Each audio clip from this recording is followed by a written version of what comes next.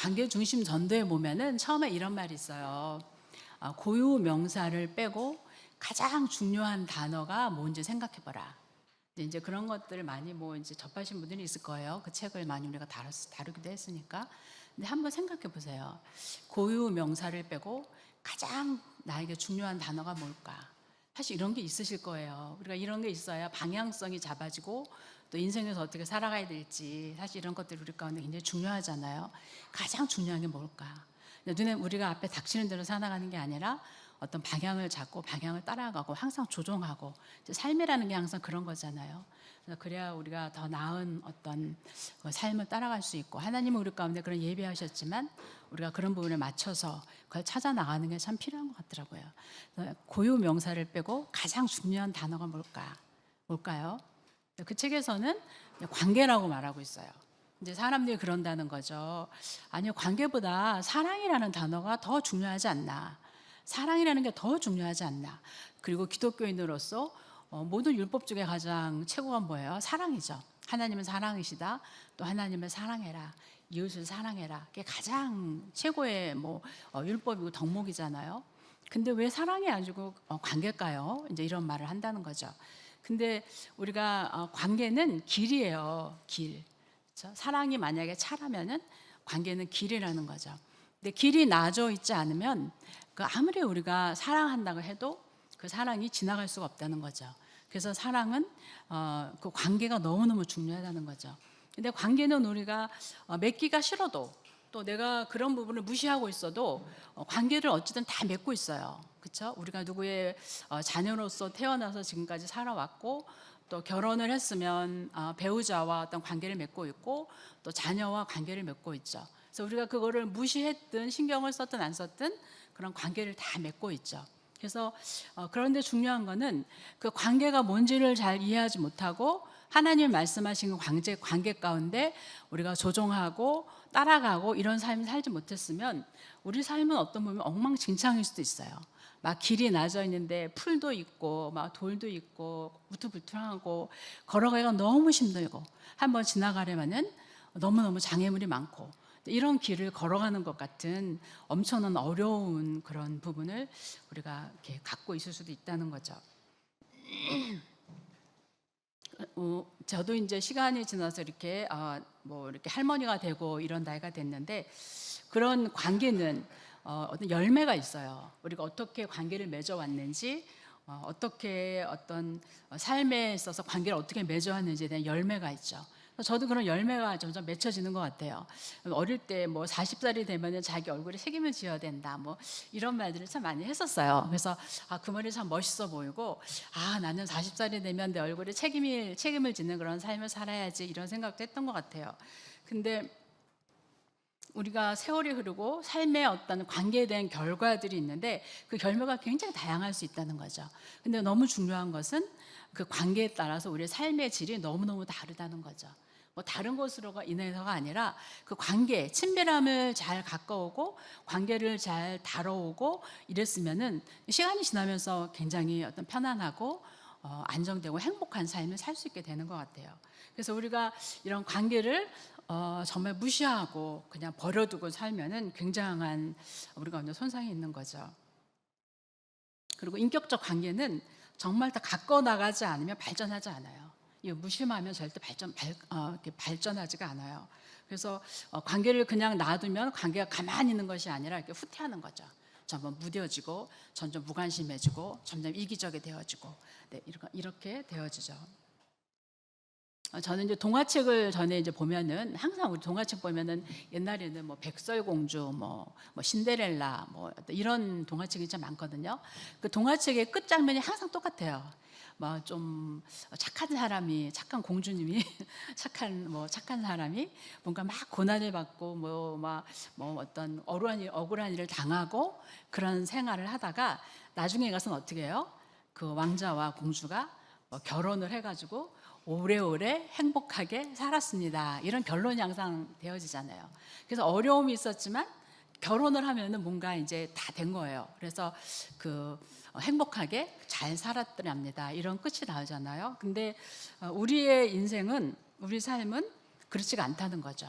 사실 결혼 생활만 해도 그 결혼을 하는 게 뭔가 시작이죠. 진짜 어떤 관계의 시작이죠. 그래서 결혼을 한 사람이 이제 막 그때 가장 행복한 시간이잖아요. 어떻게 보면 둘 관계에서. 근데 그게 끝이 아니라 더 좋은, 더 온전한, 더 실질적인 관계로 나아가야 되는 그런 것들을 인식하고 나가는 게 너무 필요하다는 거죠.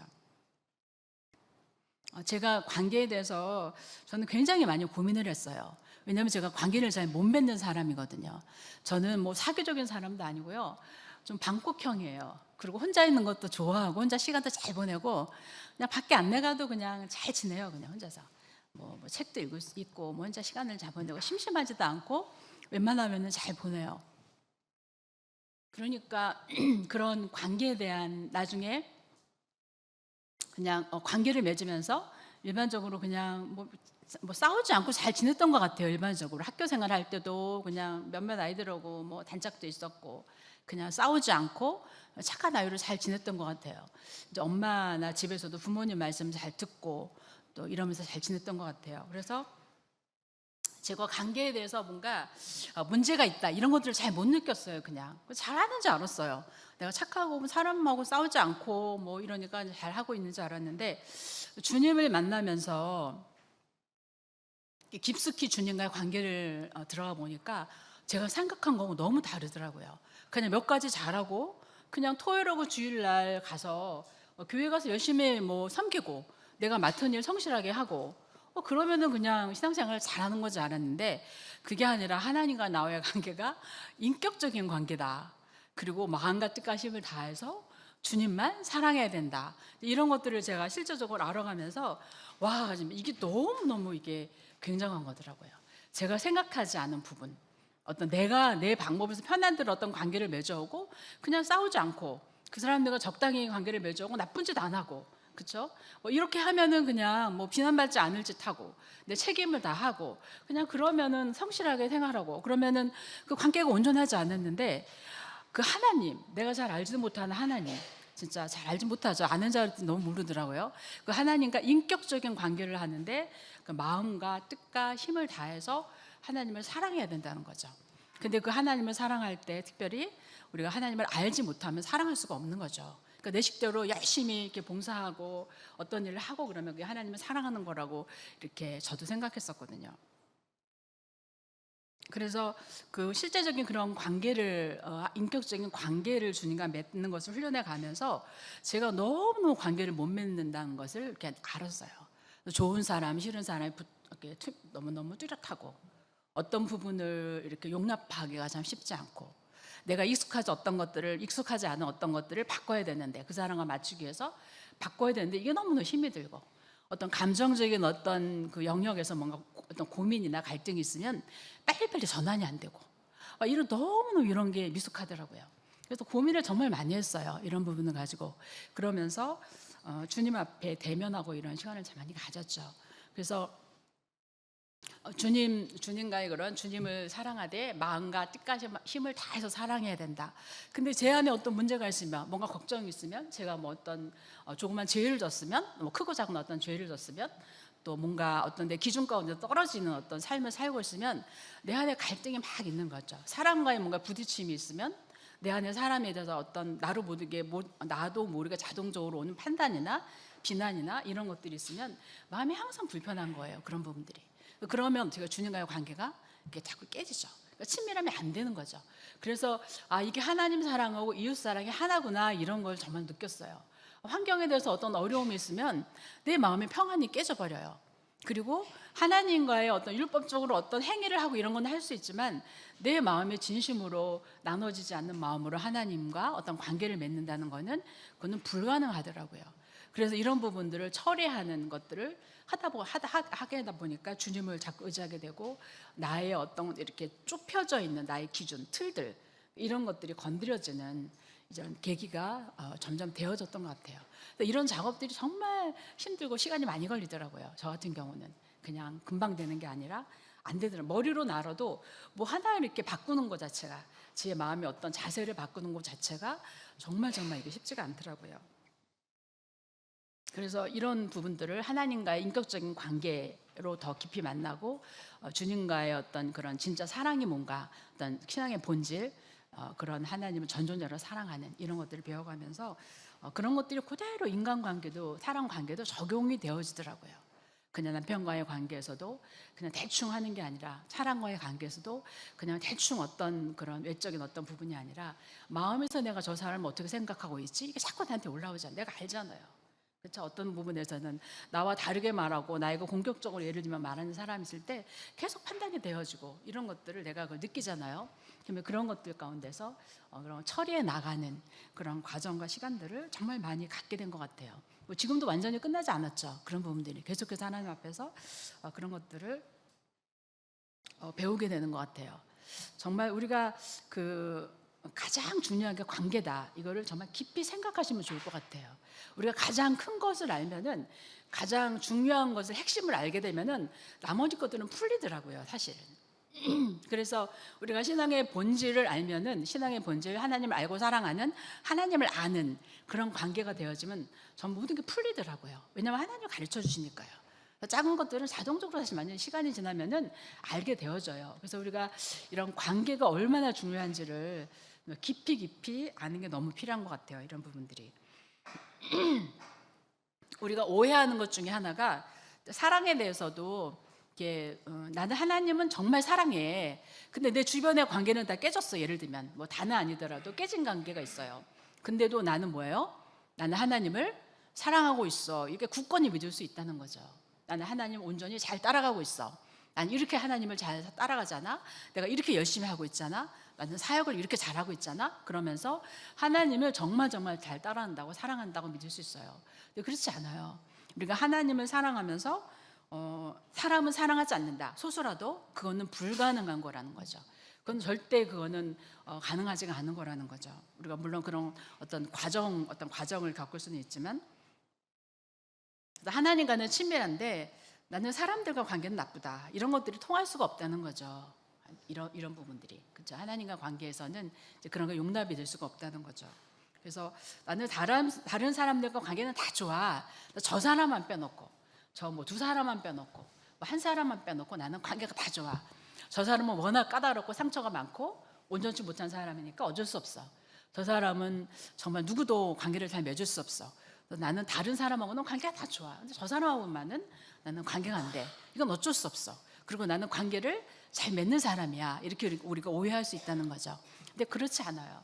우리가 어떤 부분에서 많은 사람, 99%, 95%의 사람과 별 문제가 없는 것 같아도 그 5%나 뭐 3%, 1%의 사람과 문제가 있다면 그거는 문제가 있는 거라는 거죠. 그래서 그런 부분에서 우리가 이런 것들을 잘 이렇게 다뤄가는 게 필요하죠. 그래서 우리가 이런 것들을 어떤 내 나름대로 착각하지 않는 게 참 필요해요. 나는 관계를 잘 맺고 있어. 나는 하나님을 잘 따라가고 있어. 근데 이렇게 되면은 뭐가 중요하냐면, 뭐가 우리 가운데 안 돼요? 그걸 조종할 수 있는 기회를 못 갖는 거죠. 그렇죠? 그거를 잘 조종해야 되는데 조종할 수 없는 기회마저도 이런 거죠. 그래서 그런 현실을 하나님의 관점으로 이렇게 파악하는 게 굉장히 중요하더라고요. 그런 부분들을.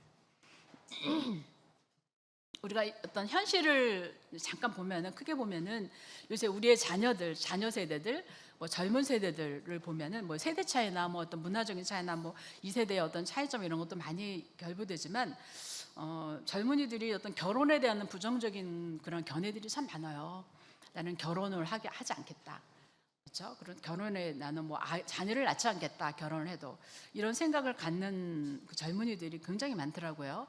저는 근데 이런 것들 중에 큰 것 중에 하나가, 어른 세대들이 혹은 부모가 그 자녀들에게 그런 관계에 바른 것들을 잘 이렇게 본을 보이지 못해서 그런 것들이 많이 있을 수 있다는 생각이 들어요. 굉장히 중요하더라고요, 이게요. 그래서 가정이 어떤 부분에서는 어떤 공동체의 가장 핵심인데, 그 안에서 부모가 본이 되지 못했을 때 그 자녀들이 계속 실망하고 좌절을 느끼고 뭔가 혼돈스럽고 이런 걸 느끼면서 어떤 결혼에 대한 그런 부정적인 시각을 이제 가질 수 있는 일들이 굉장히 많을 수 있는 거죠. 우리가 자녀들을 낳으면 자녀를 굉장히 잘 키우고 싶잖아요. 그래서 저희도 보니까 정말 저희가 키울 때하고 다르더라고요. 저희 아들이 이제 자녀가 둘인데, 손주가 제가 둘인데 너무너무 다르더라고요. 아이들이 키우는 게 정보도 엄청 많고요. 그냥 너무너무 아이들을, 우리는 뭐 그냥 대충 대충 보다도 이제 그때는 뭐 정보도 없고 그러니까 그냥 그렇게 키웠죠. 근데 지금 뭐 정보가 너무 많잖아요. 더 어떻게 잘 키우는지에 대한 방법들이 너무너무 많이 있는 거예요. 그래서 그 어떤 그 자녀들을 키우는 것 자체가 그것도 굉장히 다르죠. 그런 부분들이. 근데 그럼에도 불구하고 그 자녀에 있어서 가장 중요한 거, 그 아이들이 성품이 성품이 잘 발달하고 또 사람 관계를 잘 맺는 그런 원만한 성품으로 자라나가고 자기 할 일을 잘 감당해 나가고 이런 아이로 자라나는 데 있어서 특별히 자존감이 높은 자녀로 자라나는 데 있어서 가장 중심 핵심이 뭐냐면은 그 엄마 아빠의 사이가 어땠느냐, 그것이 그 아이의 자존감에 굉장히 많은 영향을 미친대요. 이거는 많은 사람들이 그렇게 말을 하더라고요. 전문가들이. 그래서 그 부모님의 관계가 어땠는지가 그 자녀의 그 아이의 자존감에 있어서 굉장한 영향을 미친다는 거죠. 그래서 우리가 그 어떤 것을 잘해주고 채워주고 이러는 것보다도 부모님이 잘 살아나가는 게 그 아이의 자존감에 있어서 핵심이라는 거죠. 이런 부분들이. 그래서 우리가 가정이 그 현실을 우리가 잘 이렇게 보는 게 참 필요한 것 같아요. 고린도후서 5장 18절에서 19절 말씀을 보면은 하나님이 예수 그리스도 안에서 우리를 하나님과 화목하게 하시고 또 우리 가운데 화목하게 하는 직분을 주셨다, 이런 말씀이더라고요. 18절 19절 말씀이. 근데 저는 이 직분이 너무너무 중요한 것 같아요. 이게 우리의 행복과 관계가 되어져 있고 우리의 모든 존재성과 관계가 되어져 있는 거죠. 저는 어떻게 살아야 될까, 무엇이 가장 옳을까, 삶의 의미가 뭘까, 이런 걱정을 참 많이 했었거든요. 그러니까 어릴 때부터. 근데 이제 주님을 만나면서 찾았다, 이런 마음을 가졌었어요. 근데 이런 관계성을 이렇게 더 배워가면서 하나님이 하나님과 나와의 관계를 화목하게 하셨다. 그리스도 안에서. 그리스도를 통해서 화목하게 하셨다. 그리고 화목하게 하는 직분을 주셨다. 이런 것에 대해서 너무너무 이런 중요한 나에게 주어진 직분이라는 생각을 참 많이 하게 됐어요. 이 말씀을 들으면서, 이 말씀을 보면서. 그래서 이 직분을 감당하기 위해서도 우리는 주어진 관계에서 계속 성장하는 게 필요하다는 거죠. 그렇죠? 우리 가운데 주어진 관계 가운데 굉장히 그런 게 필요하죠. 관계는 언제부터 시작하는 게 필요할까요? 관계를 다루는 게. 예를 들면 친밀한 관계를 언제부터 우리가 다루는 게 필요하다고 생각하세요? 어떤 사람들은 관계에 대해서 이렇게 뒷전으로 놓고 우리는 친밀해, 뭐 큰 문제 없어. 그리고 뭐예요? 어떤 생활 전선이나 어떤 뭔가 이런 경제적인 거, 또 어떤 일들, 그런 부분에 중심을 가지고 막 살아가죠. 그렇죠? 저희도 뭐 크게 차이는 없었던 것 같아요. 결혼해서 죽정리로 왔는데 그 사역이라는 그것이 얼마나 우리 삶의 가장 큰 부분이었고, 어떤 관계나 이런 부분보다 관계는 뭐 되어 있어 이렇게 막 깔아놓고 그냥 그런 부분에 많이 초점을 맞췄던 것 같아요. 그래서 많은 사람들이 그렇게 살다 보면은 이제 뭐 관계에 막 이상이 생기잖아요. 그럼 그때부터 이제 관계를 뭔가 다뤄보려는 마음을 갖는다는 거죠. 근데 이제 그만큼 그것이 시간이 많이 걸리고 쉽지 않죠. 이런 부분들이. 관계는 처음부터 갖고 나가야 돼요. 예를 들면 결혼했죠. 이제 결혼했다. 누가 교제를 한다. 결혼하기 전부터 누가 이제 교제를 한다. 결혼을 생각하고 교제한다. 그때부터 관계를 생각해야 되겠죠. 그래서 그 전에도 물론 관계를 해야 되지만요. 이제 우리가 부부 관계를 생각한다면. 그래서 그런 부부 관계는 적어도 결혼을 하면서부터 그런 것들에 대해서 우리가 다뤄가야 돼요. 그래서 근데 부부들이 이제 결혼하면은 어떤 신경 쓸 게 많잖아요. 여러 가지가 갑자기 어떤 그 역할들이 많아지고, 그래서 이런 관계에 대해서 무시하고 이렇게 나가기가 굉장히 쉬워요. 그래서 버려두고, 그렇죠? 그런데 관계는 그 좋은 관계일 때부터 어떤 관계를 갖고 나가야 돼요. 그래서 좋은 관계가 기본적으로 깔렸을 때 어떤 문제점이 생기면, 갈등이 생기면 그 좋은 관계가 되기 때문에 그 갈등을 헤쳐나가는 게 굉장히 쉬워요.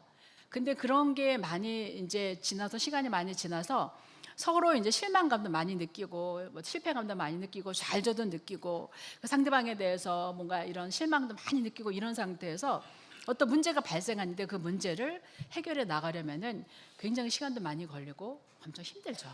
그런 부분들을 다뤄나가는 게. 그래서 관계는 내가 이 사람과 별 특별한 문제가 없어 이럴 때부터 관계를 잘 다뤄가야 돼요. 조그만 문제서부터.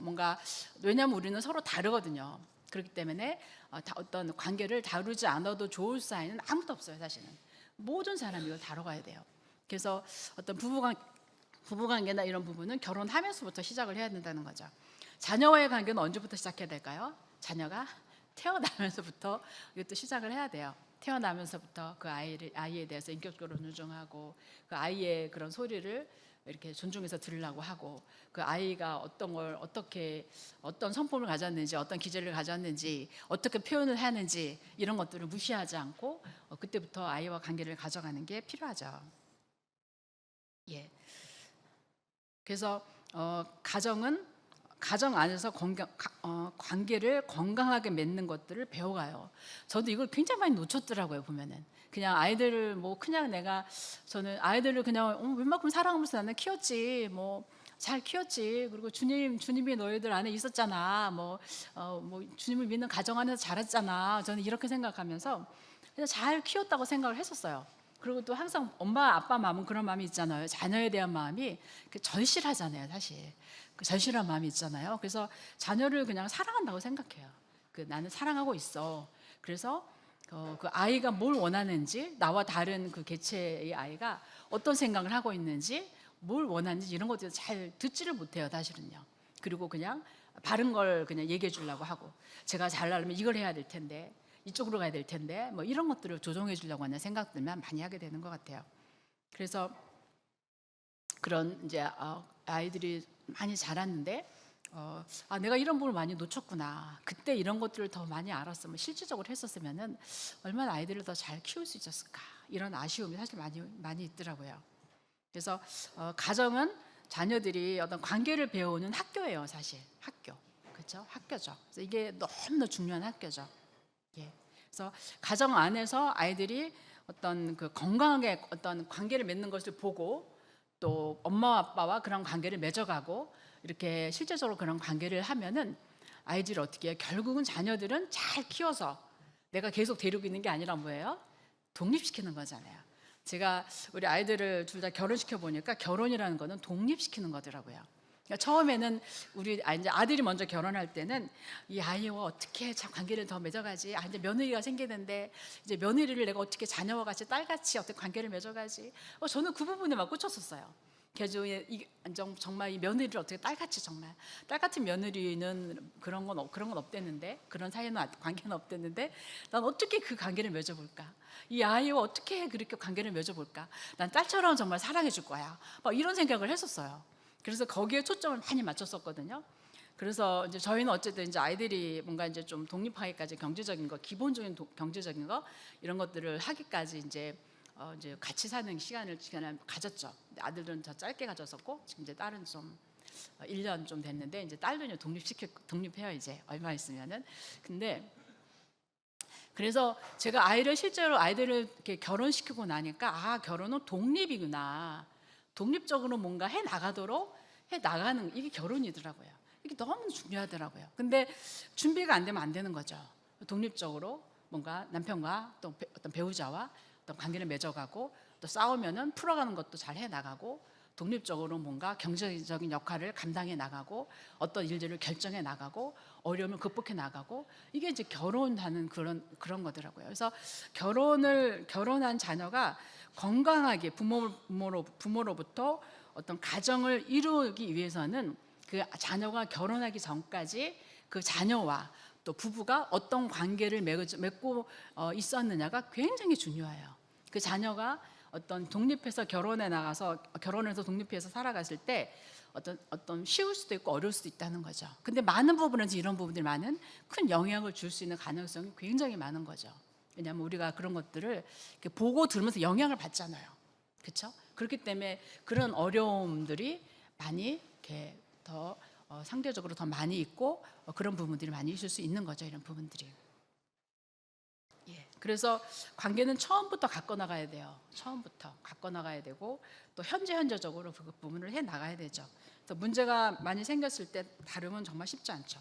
결혼했을 때 어떤 신혼 부부 때 아까 말씀드린 것처럼 아주 사이가 좋을 때 어떤 문제점을 해결해 나가는 갈등을 해결해 나가는 것하고 10년, 20년, 30년 막 각자 막 살아나간 다음에 그것을 해결해 나간다는 것은 너무너무 쉽지 않은 거라는 거죠. 그래서 지금부터라도 우리가 시작하고 바로 잡는 게 필요하죠. 그래서 오늘 이 장소가 그런 장소가 되면 좋을 것 같아요. 저는 우리가 완전하지 않고 나는 좀 상처가 있어. 뭐 나는 자랄 때 좀 부모님으로부터 내가 살았던 그런 그 본 가정에서 원 가정에서 좀 상처가 있었어. 우리 부모님은 좀 어떤 좀 어려움이 있으셨어. 뭐 부모님도 마음대로 할 수 없었던 거였잖아요. 이런 어려움이 있었어. 그게 큰 문제가 되진 않더라고요. 우리가 회복되는 데 있어서 그런 것들을 잘 회복하고 나아가면, 정직하게 인정하고 회복해 나아가면은 그런 사람들이 뭔가 어떤 문제를 해결해 나가고 어떤 상담도 할 수 있고 또 잘 이렇게 성숙한 자리로 얼마든지 나갈 수 있더라고요. 그래서 우리가 이런 부분에서 정직한 마음 자세 해 나가려는 마음, 하나님의, 우리의 기준이 아니라 하나님의 기준, 내 기준에 맞춰서 계속 조종하려는 그런 마음만 있다면은 우리는 다 성숙할 수 있어요. 이런 부분에서. 그래서 우리가 그런 마음을 가지고 서시면 참 좋을 것 같아요. 정직하게. 관계를 잘 해 나가기 위해서는 첫 번째는 우리가 알아야 돼요. 그러니까 우리가 하나님과 친밀한 관계, 신앙의 본질은 하나님을 우리가 율법은 하나님과의 관계, 가장 중요한 건 하나님을 마음과 뜻과 힘을 다해서 사랑하는 거잖아요. 근데 인간 관계도 똑같아요. 사랑 관계도.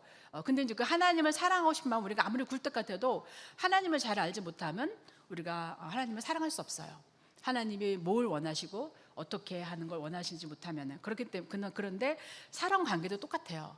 내가 아무리 어떤 사람을 굉장히 사랑하는 마음을 가지고 있어도 그 상대방을 잘 알지 못하면 절대 사랑할 수 없어요.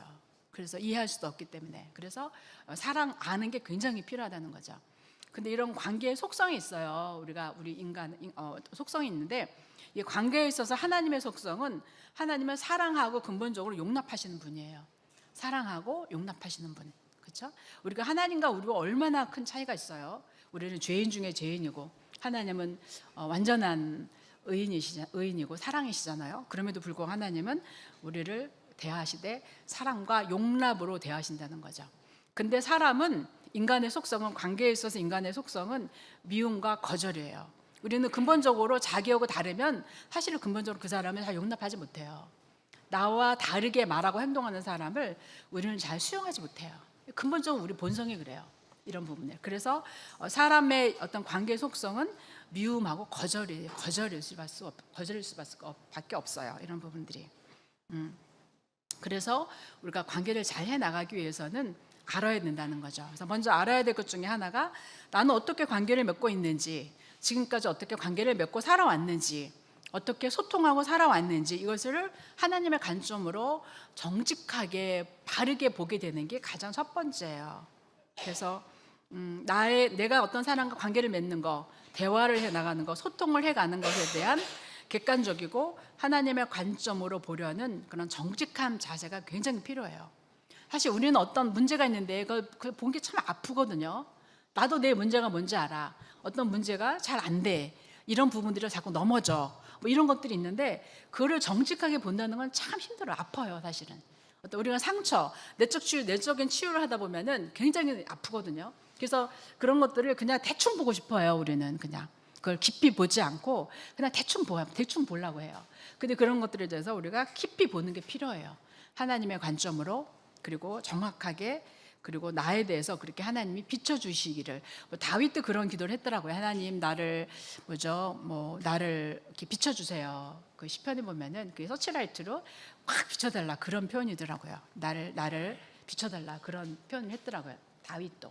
그래서 아마 다윗은 그렇게 하나님과 친밀한 관계를 잘 하지 않았나, 저는 그런 생각이 들더라고요. 그래서 우리가 대충 보면서 큰 문제가 없으면 그냥 괜찮아가 아니라, 내 배우자가 편안한가, 나의 관계에서 편안한가, 우리 자녀들이 나와의 관계에서 편안한가, 부모님과의 관계는 나와 편안한가, 이런 것들을 사실 자꾸 이렇게 하나님 앞에서 봐야 돼요. 이런 부분들. 하나님 사실 이런 것들을 많이 보여주시거든요.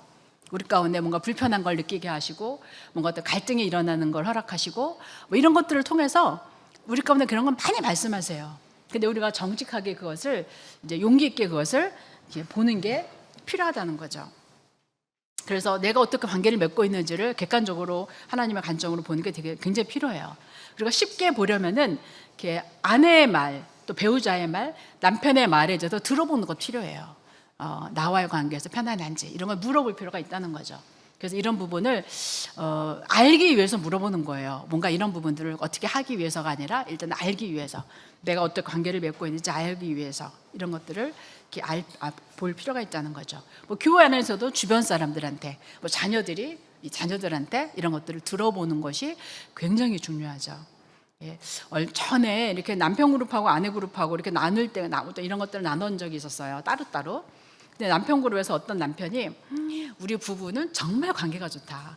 우리 아내는 우리 아내와 나의 관계는 너무너무 관계가 좋다. 우리 문제가 없다. 막 그런 얘기를 하셨대요. 그런 말을 했대요. 그래가지고 그 주변에 있는 다른 남자분들이 와 정말 부럽다 막 이렇게 말씀을 하셨대요. 근데 이제 우리도 그때 여자들 아내들끼리 그런 말을 나누고 있었거든요. 근데 이제 공교롭게도 그 아내가 어떤 말을 했냐면은 나는 우리 남편하고 말이 안 통해. 나는 우리 남편 때문에 나는 너무너무 힘들어 막 이런 말을 했었어요. 그래서 제가 나중에 이제 그거를 들은 다음에 너무너무 재밌었어요. 근데 우리가 이런 것들이 이렇게 되기가 굉장히 쉬워요. 사실은 그만큼 우리가 잘 몰라요. 사실은 그 어떤 상대방의 마음에 대해서 잘 모르죠. 나름대로 최선을 다하면서 관계가 좋아 뭐 이렇게 생각하기가 굉장히 쉽다는 거죠. 그래서 관계를 잘 해나가기 위해서는 그렇게 아는 게 참 필요해요. 그리고 관계에서 나는 어떤 어려움이 있는지, 장애가 있는지를 파악하고 다루는 게 필요하다는 거죠. 아까 말씀드린 것처럼 하나님께서는 계속 비추시고 가르쳐 가세요. 저는 하나님과 인격적인 관계를 이렇게 실제적으로 해 나가면서 죽청리에서 그런 일들이 더 됐는데요. 저는 하나님 음성 듣는데 굉장히 둔했어요. 사실 그런 부분에. 하나님 말씀하시는 건지 이게 아닌지 뭐 불분명하고 막 그래서 하나님 말씀 들어보자 하면 뭐 겁부터 났었거든요. 근데 하나님이 저에게 진짜 확실하게 말씀하시는 게 분명히 있었어요. 그게 뭐냐면 저를 비추시는 거는 분명하게 말씀하시는 걸 제가 알겠더라고요. 누구 기도 생각하면 이 사람 깜깜해요. 이 사람에게 뭘 말씀하시는지 잘 깜깜해요. 근데 하나님이 저에게 말씀하시는 거는 저는 분명히 알았었어요. 음성으로 말씀하신 건 아니었지만 항상 알았었어요. 내가 이런 부분에 문제가 있구나. 내가 저 사람에게 지금 전에 그런 게 안 보였는데 이렇게 생각하고 있구나. 내가 지금 이런 갈등이 있구나. 이런 부분에 내가 힘들어하고 있구나. 이런 것들을 굉장히 많이 가르쳐 주셨어요. 그래서 그런 것들에 대해서 이제 엄청 이렇게 다루는 시간들을 가졌죠. 저는 이게 정말 쉽지 않더라고요. 굉장히 쉽지 않아요. 이런 게 직면하는 것도 쉽지 않고. 그래서 어떤 내가 관계에서 소통하는 데 있어서 어떤 어려움이 있는지 이런 것들을 이렇게 파악하고 다루셔야 돼요. 배우자나 또 자녀와의 관계, 부모님과의 관계에서 자주 발생하는 그런 경험하는 어려운 관계나 감정이 어떤 감정에 자주 빠지고 어떤 생각에 빠지고 나는 어떤 상처가 있고 이런 것들을 정직하게 인식하는 게 필요하다는 거죠. 저도 상처에 대해서 별로 생각을 해본 적이 없었어요. 그냥 뭐 상처 이런 단어를 잘 써보지도 않았었고, 근데 상처가 하나님이 들추기 시작하는데 엄청나더라고요. 이런 상처들이 정말 왜곡되고 편협하고 또 이런 부분들이 엄청나더라고요. 그래서 이런 것들을 우리가 아는 게 필요하죠. 그리고 다른 사람을 알아야 돼요. 왜냐하면 나와 다른 사람은 쌍둥이라도 다른 개체예요. 나와 다른 시각으로 보고 다르게 듣고 다르게 느껴요. 그래서 어떤 다른 결론을 가지고 있고, 그래서 이런 다른 사람을 아는 게 필요하죠. 왜냐하면 아까 말씀드린 것처럼 계속해서 차이점이 있으면 쉽지 않아요. 관계가 자꾸 관계에 문제가 일으키죠. 그래서 다른 점들은 자꾸 갈등을 일으키거든요. 그래서 다른 점에서 자꾸 갈등을 일으키면 그 관계가 힘들어지고 지치고 불안하고 화가 나고, 보기만 하면 화가 나고 자꾸 거리를 두고 싶고 이렇게 돼서 친밀한 관계가 절대 될 수가 없죠. 그래서 다른 사람의 성격, 기질, 상처, 자라온 환경, 세대 차이, 문화 차이 이런 거 다 알아야 돼요. 이런 부분들을. 그래서 어떤 책에서 보면은 이런 게 쓰여져 있어요. 그런 관계를 잘하기 위해서는 나의 가계도를 그려라. 그래서 이제 내가 있잖아요. 그러면 이제 우리 부모님이 계시죠. 그렇죠? 그래서 우리 부모님의 관계에 대해서 생각해보고 두 분은 어떤 어려움이 있었나? 이거를 뭐 판단하기 위해서가 아니라 잘하기 위해서 그냥 우리가 객관적으로 나를 알기 위해서 이런 거를 조사해보라는 거죠. 그다음에 우리 아버지의 가족은 어땠나? 그러니까 나의 할아버지죠. 친할아버지와 친할아버지의 관계는 어땠나? 그다음에 또 우리 엄마의 엄마에게 영향을 준 그 외할아버지와 외할머니의 관계는 어땠나, 이런 것들을 물어서라도 그런 정보를 이렇게 좀 이렇게 가져라, 이런 말을 해요. 왜냐하면 이런 것들에 대해서 우리가 그냥 좀 싫은 것에 대해서, 좀 불편한 것에 대해서 그냥 이렇게 거리를 찌는 게 아니라 그걸 정확히 아는 게 굉장히 중요하다는 거죠. 나에 대해서, 상대방의 배우자에 대해서, 그렇죠? 부모님에 대해서. 그래야 우리가 사랑할 수 있어요. 알아야 사랑할 수 있어요. 왜냐하면 안다는 거는 주관적인 게 아니고 서로 거거든요. 그렇기 때문에 안다는 게 기본이죠. 그래서 다른 사람을 알아야 돼요. 그리고 그런 모든 차이점에서 이제 우선적으로 있는 모습 그대로 인정해주고 수용하는 그런 훈련이 필요하죠. 우리 가운데. 인정해주고 수용해주는 훈련. 그래서 수용은 자유롭게 말할 수 있는 것을 허락하는 거예요. 그 사람의 어떤 독특함을 이렇게 인정하는 거죠. 그래서 나와 의견이 다를 수 있음을 인정하고 공감하고 또 좋은 해결과 좋은 방안을 서로 찾아보도록 노력하는 거. 이런 게 바로 수용하는 자세죠.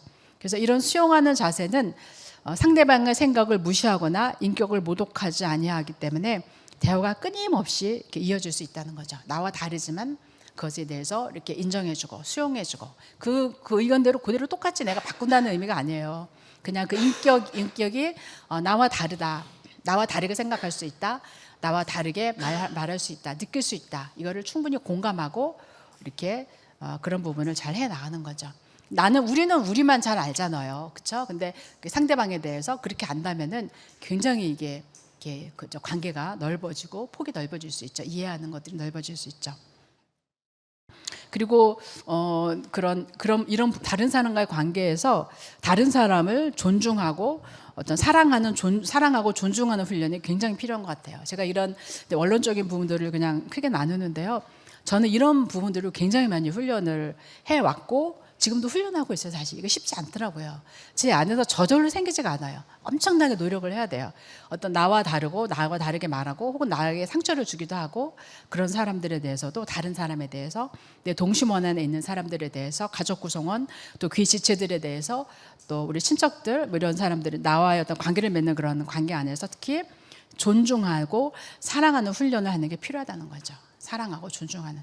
저는 이런 기도를 되게 많이 했어요. 부부싸움 한다음에도 어떤 무엇보다도 하나님, 제가 부부싸움 하고 나면 남편이 굉장히 밉다는 거 굉장히 막 올라오거든요. 이런 순간적으로. 그렇죠. 그리고 같은 공간에 있기도 싫다. 초창기에 결혼해서 싸우고 나면 그런 마음이 막 휩쓸어요, 순간. 그러면은 이제 어떤 그런 감정을 하나님 앞에서 정리한 다음에 무슨 기도를 많이 했냐면은, 하나님, 제가 남편을 정말 사랑하게 해주세요. 제가 남편을 정말 사랑한다고 생각했는데 실제로 보니까 이런 차이점에 어떤 다다르니까 제가 남편을 정말 사랑할 수 없고 사랑하지 못하고 있네요. 이게 드러나는 거예요, 사실은.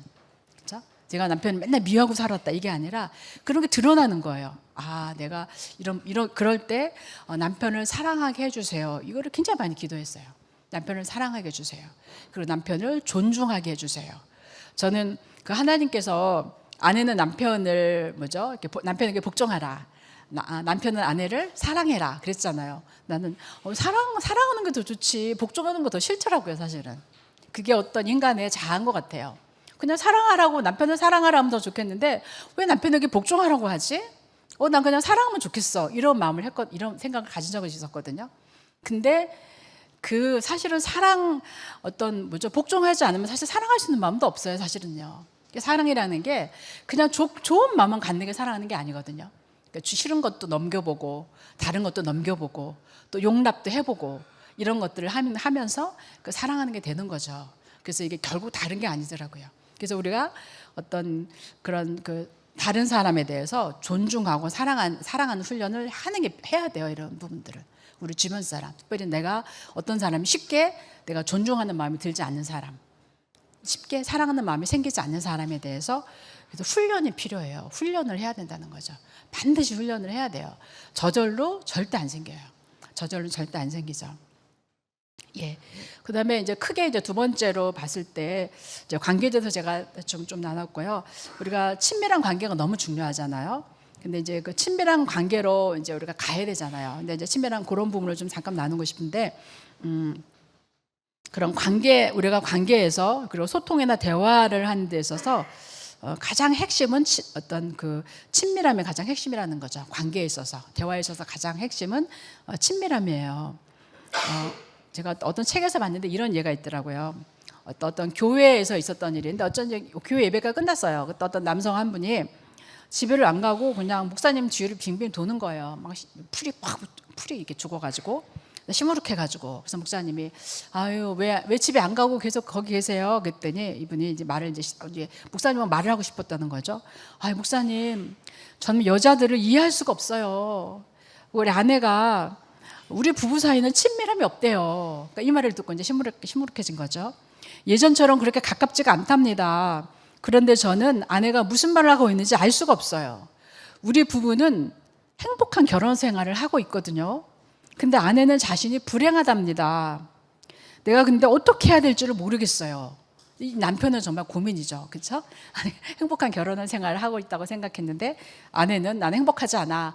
우리는 친밀하지 않아. 나는 불행해. 이런 말을 했으니 얼마나 힘들겠어요. 근데 여기서 이제 핵심 이 남편의 핵심적인 그런 특징은 뭐냐면은 친밀함이 무엇인지 모르는 사람이라는 거죠. 친밀함이 무엇인지 모르는 사람이라는 거죠. 우리가 보편적으로 저도 이런 걸 참 많이 생각했는데 우리 어른 세대, 부모님 세대들도 그렇고요. 그냥 웬만큼 큰 문제 안 일으키는 사람들 보면은 잘 산다고 생각해요, 그냥. 아유, 우리가 막 그러죠. 만약에 이런 걸 가지고 누가 우리한테 갖다가 해보세요. 이제 아내가 그러면 어떻게 하세요? 아유, 그 남편 그렇게 착한데 뭘 그래? 남편이 뭐 바람을 피워, 도박을 해, 뭐 술을 마고 술주정을 해, 뭐 경제적인 책임을 안 가져, 뭐 자기 뭐 신앙도 있잖아. 뭐가 그렇게 뭐가 그렇게 그래서 그래? 그 정도면 행복한 거지. 이렇게 많이 말을 해요, 사실은요. 그러니까 많은 사람들이 이렇게 하나님 말씀하신 그런 친밀함, 우리가 어떻게 친밀해야 되는지도 잘 그런 기준이 없어요, 사실은요. 그냥 웬만큼 그 문제 없으면 그냥 뭐 좋은 사람이지, 뭐 착한데, 좋은데 이렇게 생각한다는 거죠. 근데 우리가 이런 관계에 있어서 핵심은 뭐예요? 그런 친밀함인데 그거는 소통이에요. 소통, 대화가 되어지는 것. 끊임없이 서로 상대방 어떤 말하면 그걸 이해하고 받아들이고 공감해주고, 이게 바로 친밀함이고 이게 가장 중요해요. 그냥 큰 문제 일으키지 않는다, 그 정도가 아니에요, 사실은. 물론 이제 문제가 있으면 엄청 더 어려운 관계인 건 뻔하지만은. 그래서 우리가 어떤 관계에 있어서 가장 중요한 부분은 친밀함이고 소통이에요, 사실. 모든 관계를 다루는 책에서 이거는 다 말하고 있어요. 제가 이어령 씨를 이제 전에 막 수필집을 좀 부분적으로 읽은 적이 있는데, 이분이 이제 예수님을 믿었잖아요. 딸을 통해서. 딸이 목사님이었고. 근데 이제 이분이 늘 쓴 책을 제가 이제 부분적으로 좀 읽어봤는데, 이제 딸분은 말고 아버지 거요. 근데 이 아버지가 굉장히 뭐 인격적이잖아요. 그리고 나름. 그런데 이분이 딸과의 그런 관계를 잘 못했더라고요. 그러니까 친밀함을 잘 모르는 거죠.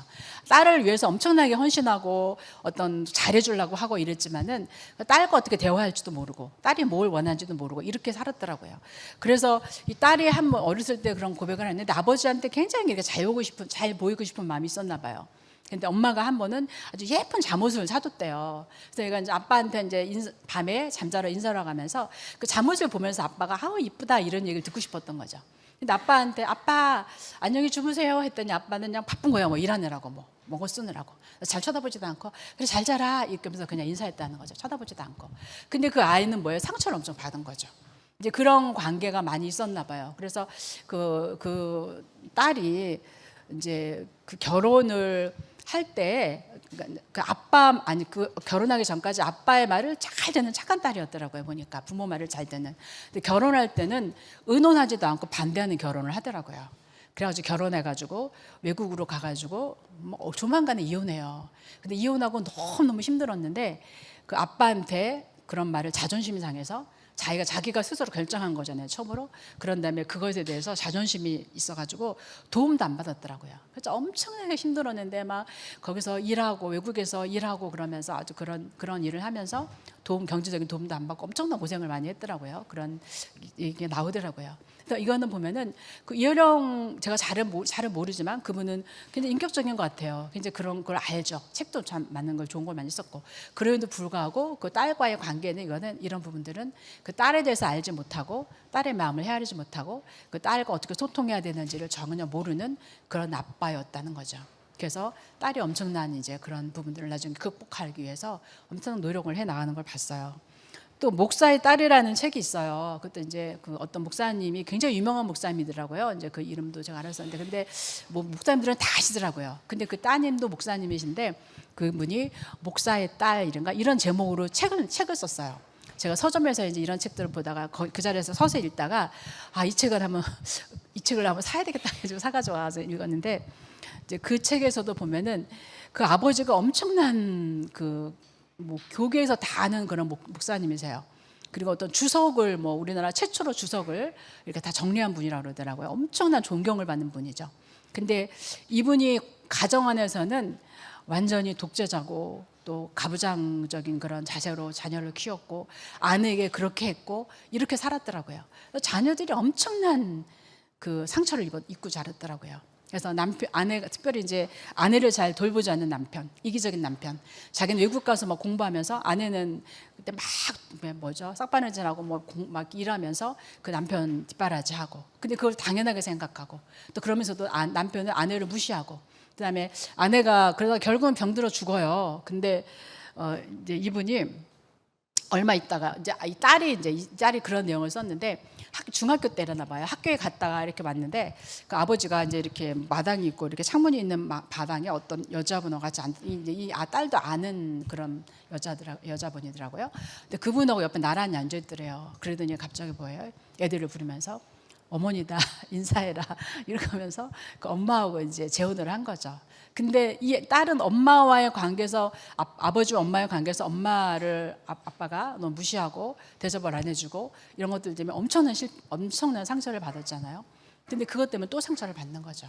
은혼도 없이 갑자기 아빠가 이기적이다 이런 부분을 해가지고 정말 제가 지금 그거 다 기억은 다 못하는데 엄청나게 아버지를 폭로했어요. 이렇게 어떻게 이런 말을 쓸 수가 있지? 그럴 정도로 폭로를 했어요. 그러니까는 제가 보기에는 그게 과장될 수도 있을 수 있었다고 생각해요. 제 생각은 잘 모르지만 왜냐하면은 그 상처 때문에 그 아버지에 대한 정말 그 책을 보면은 정말 와, 이 사람은 사람도 아닌 것 같다 이런 게 느낄 정도로 그렇게 했더라고요. 근데 사실은 그 아버지도 딸을 사랑했을 거예요. 그렇죠? 근데 어떻게 사랑해야 되는지를 모르고 이제 그런 부분이 있었겠죠. 그래서 우리가 그런 관계에 있어서 핵심은 어떤 친밀함이다, 소통이다. 우리가 이런 부분들을 이렇게 보는 게 필요한 것 같아요. 근데 친밀함에서 의사소통이 중요한데 소통은 무엇인가? 소통이 무엇일까요? 소통이란 게 뭘까? 그렇죠? 소통이란 게 뭘까? 소통은 가장 쉽게 말하면은 말하고 듣는 거죠. 우리는 말하고 듣는 건 누구나 다 해요, 사실은. 그렇죠? 그런 걸 안 하는 사람이 없죠. 근데 이제 바르게 하느냐 이게 중요한 거죠. 그래서 우리가 의사소통은 말하고 듣는 거죠. 그래서 그 말하는 거는 자기를 드러내는 거죠. 자기의 감정, 자기의 생각, 또 자기의 의견 이런 것들을 드러내는 거죠. 그리고 듣는 거는 상대방이 드러내는 그런 것들을 내가 이렇게 들어주는 거죠. 판단하지 않고 그냥 그대로 이렇게 들어주는 거죠. 이게 의사소통에서 가장 중요한 거죠. 그런데 그런 소통하는 거, 대화하는 것은 시간을 내서 훈련을 해야 돼요. 그래서 친밀함은 한 번 얻으면 결혼할 때 한 번 있을 때 영원히 변치 않는 것이 아니라는 거죠. 아기가 태어났을 때 너무너무 이쁘잖아요. 몇 살까지 너무너무 이쁘죠. 근데 그것도 그냥 변하지 않는 게 아니라는 거죠. 아이들이 크면서 자기 생각이 생기고 자기 고집이 생기고 그럴 때 또 엄마나 아빠의 의견과 다르게 행동하고 그럴 때 이제 그런 부분들이 막 이렇게 깨지는 게 깨지고 조정해야 될 것들이 많이 필요하죠. 그래서 훈련을 해야 돼요. 친밀함을 하기 위해서는. 그래서 친밀함을 유지하기 위해서는 우리가 항상 질 높은 대화, 그러니까 정직한 대화, 의사소통을 하는 그런 것을 항상 해야 되는 그런 게 필요하죠. 전에 사날에 우리 학교에 특강 하는 분이 오셨었잖아요. 제가 그걸 한번 들었어요. 목사님 올려서 들어보라고 그래서 들어봤어요. 근데 이제 다른 건 지금 구체적으로 생각은 안 나고 거기서 프랑스 가정의 밥상머리 교육인가 밥상머리 대화 이제 그 부분이 와서 저도 닿더라고요. 그래서 그 프랑스에서는 그렇게 식사하는 시간을 오래 갖고 식사하는 게 아니라 대화하는 시간이다. 어떤 교육하는 시간이다 아이들을 이제 그렇게 말하더라고요. 그래서 우리가 그렇게 자연스럽게 되기까지 이렇게 훈련하는 게 참 필요해요. 어떤 책에서 이제 이런 부부 관계를 말하면서 소통하는 데 있어서 이걸 연습하라고 하더라고요. 그래서 하루에 3가지씩 저녁 때 부부가 따로 이제 이렇게 생활하다 만약에 만났다든지 그러면은 하루에 3가지씩 자기를 표현하는 시간을 갖고 또 상대방을 듣는 시간을 가지래요. 3가지 어떤 사건이나 일에 대해서 경험한 것에 대해서. 근데 그것에 대해서 어떤 사실만 얘기하는 게 아니라 그것에 대한 나의 감정까지 나누는 훈련을 하라고 하더라고요. 제가 그걸 보면서 와, 우리도 이게 필요해. 이거 느꼈어요. 우리 가정도 이게 필요해. 이게 느꼈거든요. 그래서 제가 이제 남편한테, 목사님한테 우리도 이걸 좀 해봅시다. 눈을 보면서 하루에 3가지씩 내가 느낀 거, 또 당신이 느낀 거, 감정까지 이렇게 나누는 그런 시간을 가져옵시다 해서 그랬더니 뭐라 그랬게요? 뭐라 그랬냐면 별로 필요하다는 걸 못 느끼더라고요, 우선은. 그러면서 그거를 어떻게 넘기냐면은 남자는 눈을 보면 싸우자는 거야. 눈 보면서 얘기하라고 나와 있거든요. 눈 보면서 이렇게 배우자가 남자는 눈 보면 싸우자는 거야. 남자는 같은 방향을 보면서 얘기하지. 이렇게 눈 보고 얘기 안 해. 그러면 어떻게 회피적어도 그죠 분명히. 그러더라고요. 그래서 결국 그런 부분들을 이렇게 매일 하는 거는 놓쳤어요. 그리고 제가 보기에는 남편은 그때 목사님은 그렇게 우리 충분히 하고 있잖아. 이제 그런 생각을 하고 있는 것 같았었어요. 예. 이게 저는 근데 진짜 굉장히 필요한 것 같아요. 관계가 별 문제가 없을 때부터 이걸 해보세요 한번. 근데 하면서 뭐 의견을 맞추려고 하고 그건 이렇게 해야지 그런 생각하면 안 되지 이런 거 하지 말고 그랬구나 오늘 그런 일이 있었어. 그때 마음이 좀 놀랬겠네. 그때 그냥 마음이 좀 힘들었겠네. 그냥 그래 공감만 해주면 돼요. 그게 바로 어떤 대화에서 가장 중요한 것 중에 하나거든요. 이런 부분들. 우리는 대화를 하지 않다가 모처럼 대화하면 뭐예요? 뭔가 거기서 조정을 하고 같이 뭔가 합의를 보고 뭔가 이건 옳은 거고 이건 옳지 않은 거고 이렇게 가야 되고 이런 것들을 조정하고 같이 이런 거 해야 된다고 생각을 해요. 근데 그거는 나중 문제고 이런 대화는 이게 가장 많이 필요해요. 가장 어떤 상대방에 대해서 잘 들어주고 내 표현을 말할 수 있고 우리가 말하는 데 있어서 굉장히 힘들거든요. 사실은요. 이게 누구나 말하고 듣지만 이게 굉장히 힘들어요. 자녀하고 예를 들면 한번 같이 앉아서 말을 해보세요. 우리가 다 말할 줄 알고 들을 수 있는 귀가 있지만 잘 안 돼요. 사실은요. 그냥 일반적인 얘기는 할 수 있죠. 그렇죠? 근데 조금 더 깊이 있는 얘기 해보세요. 거기다 감정까지 얘기해보세요. 보통 안 돼요. 사실은요.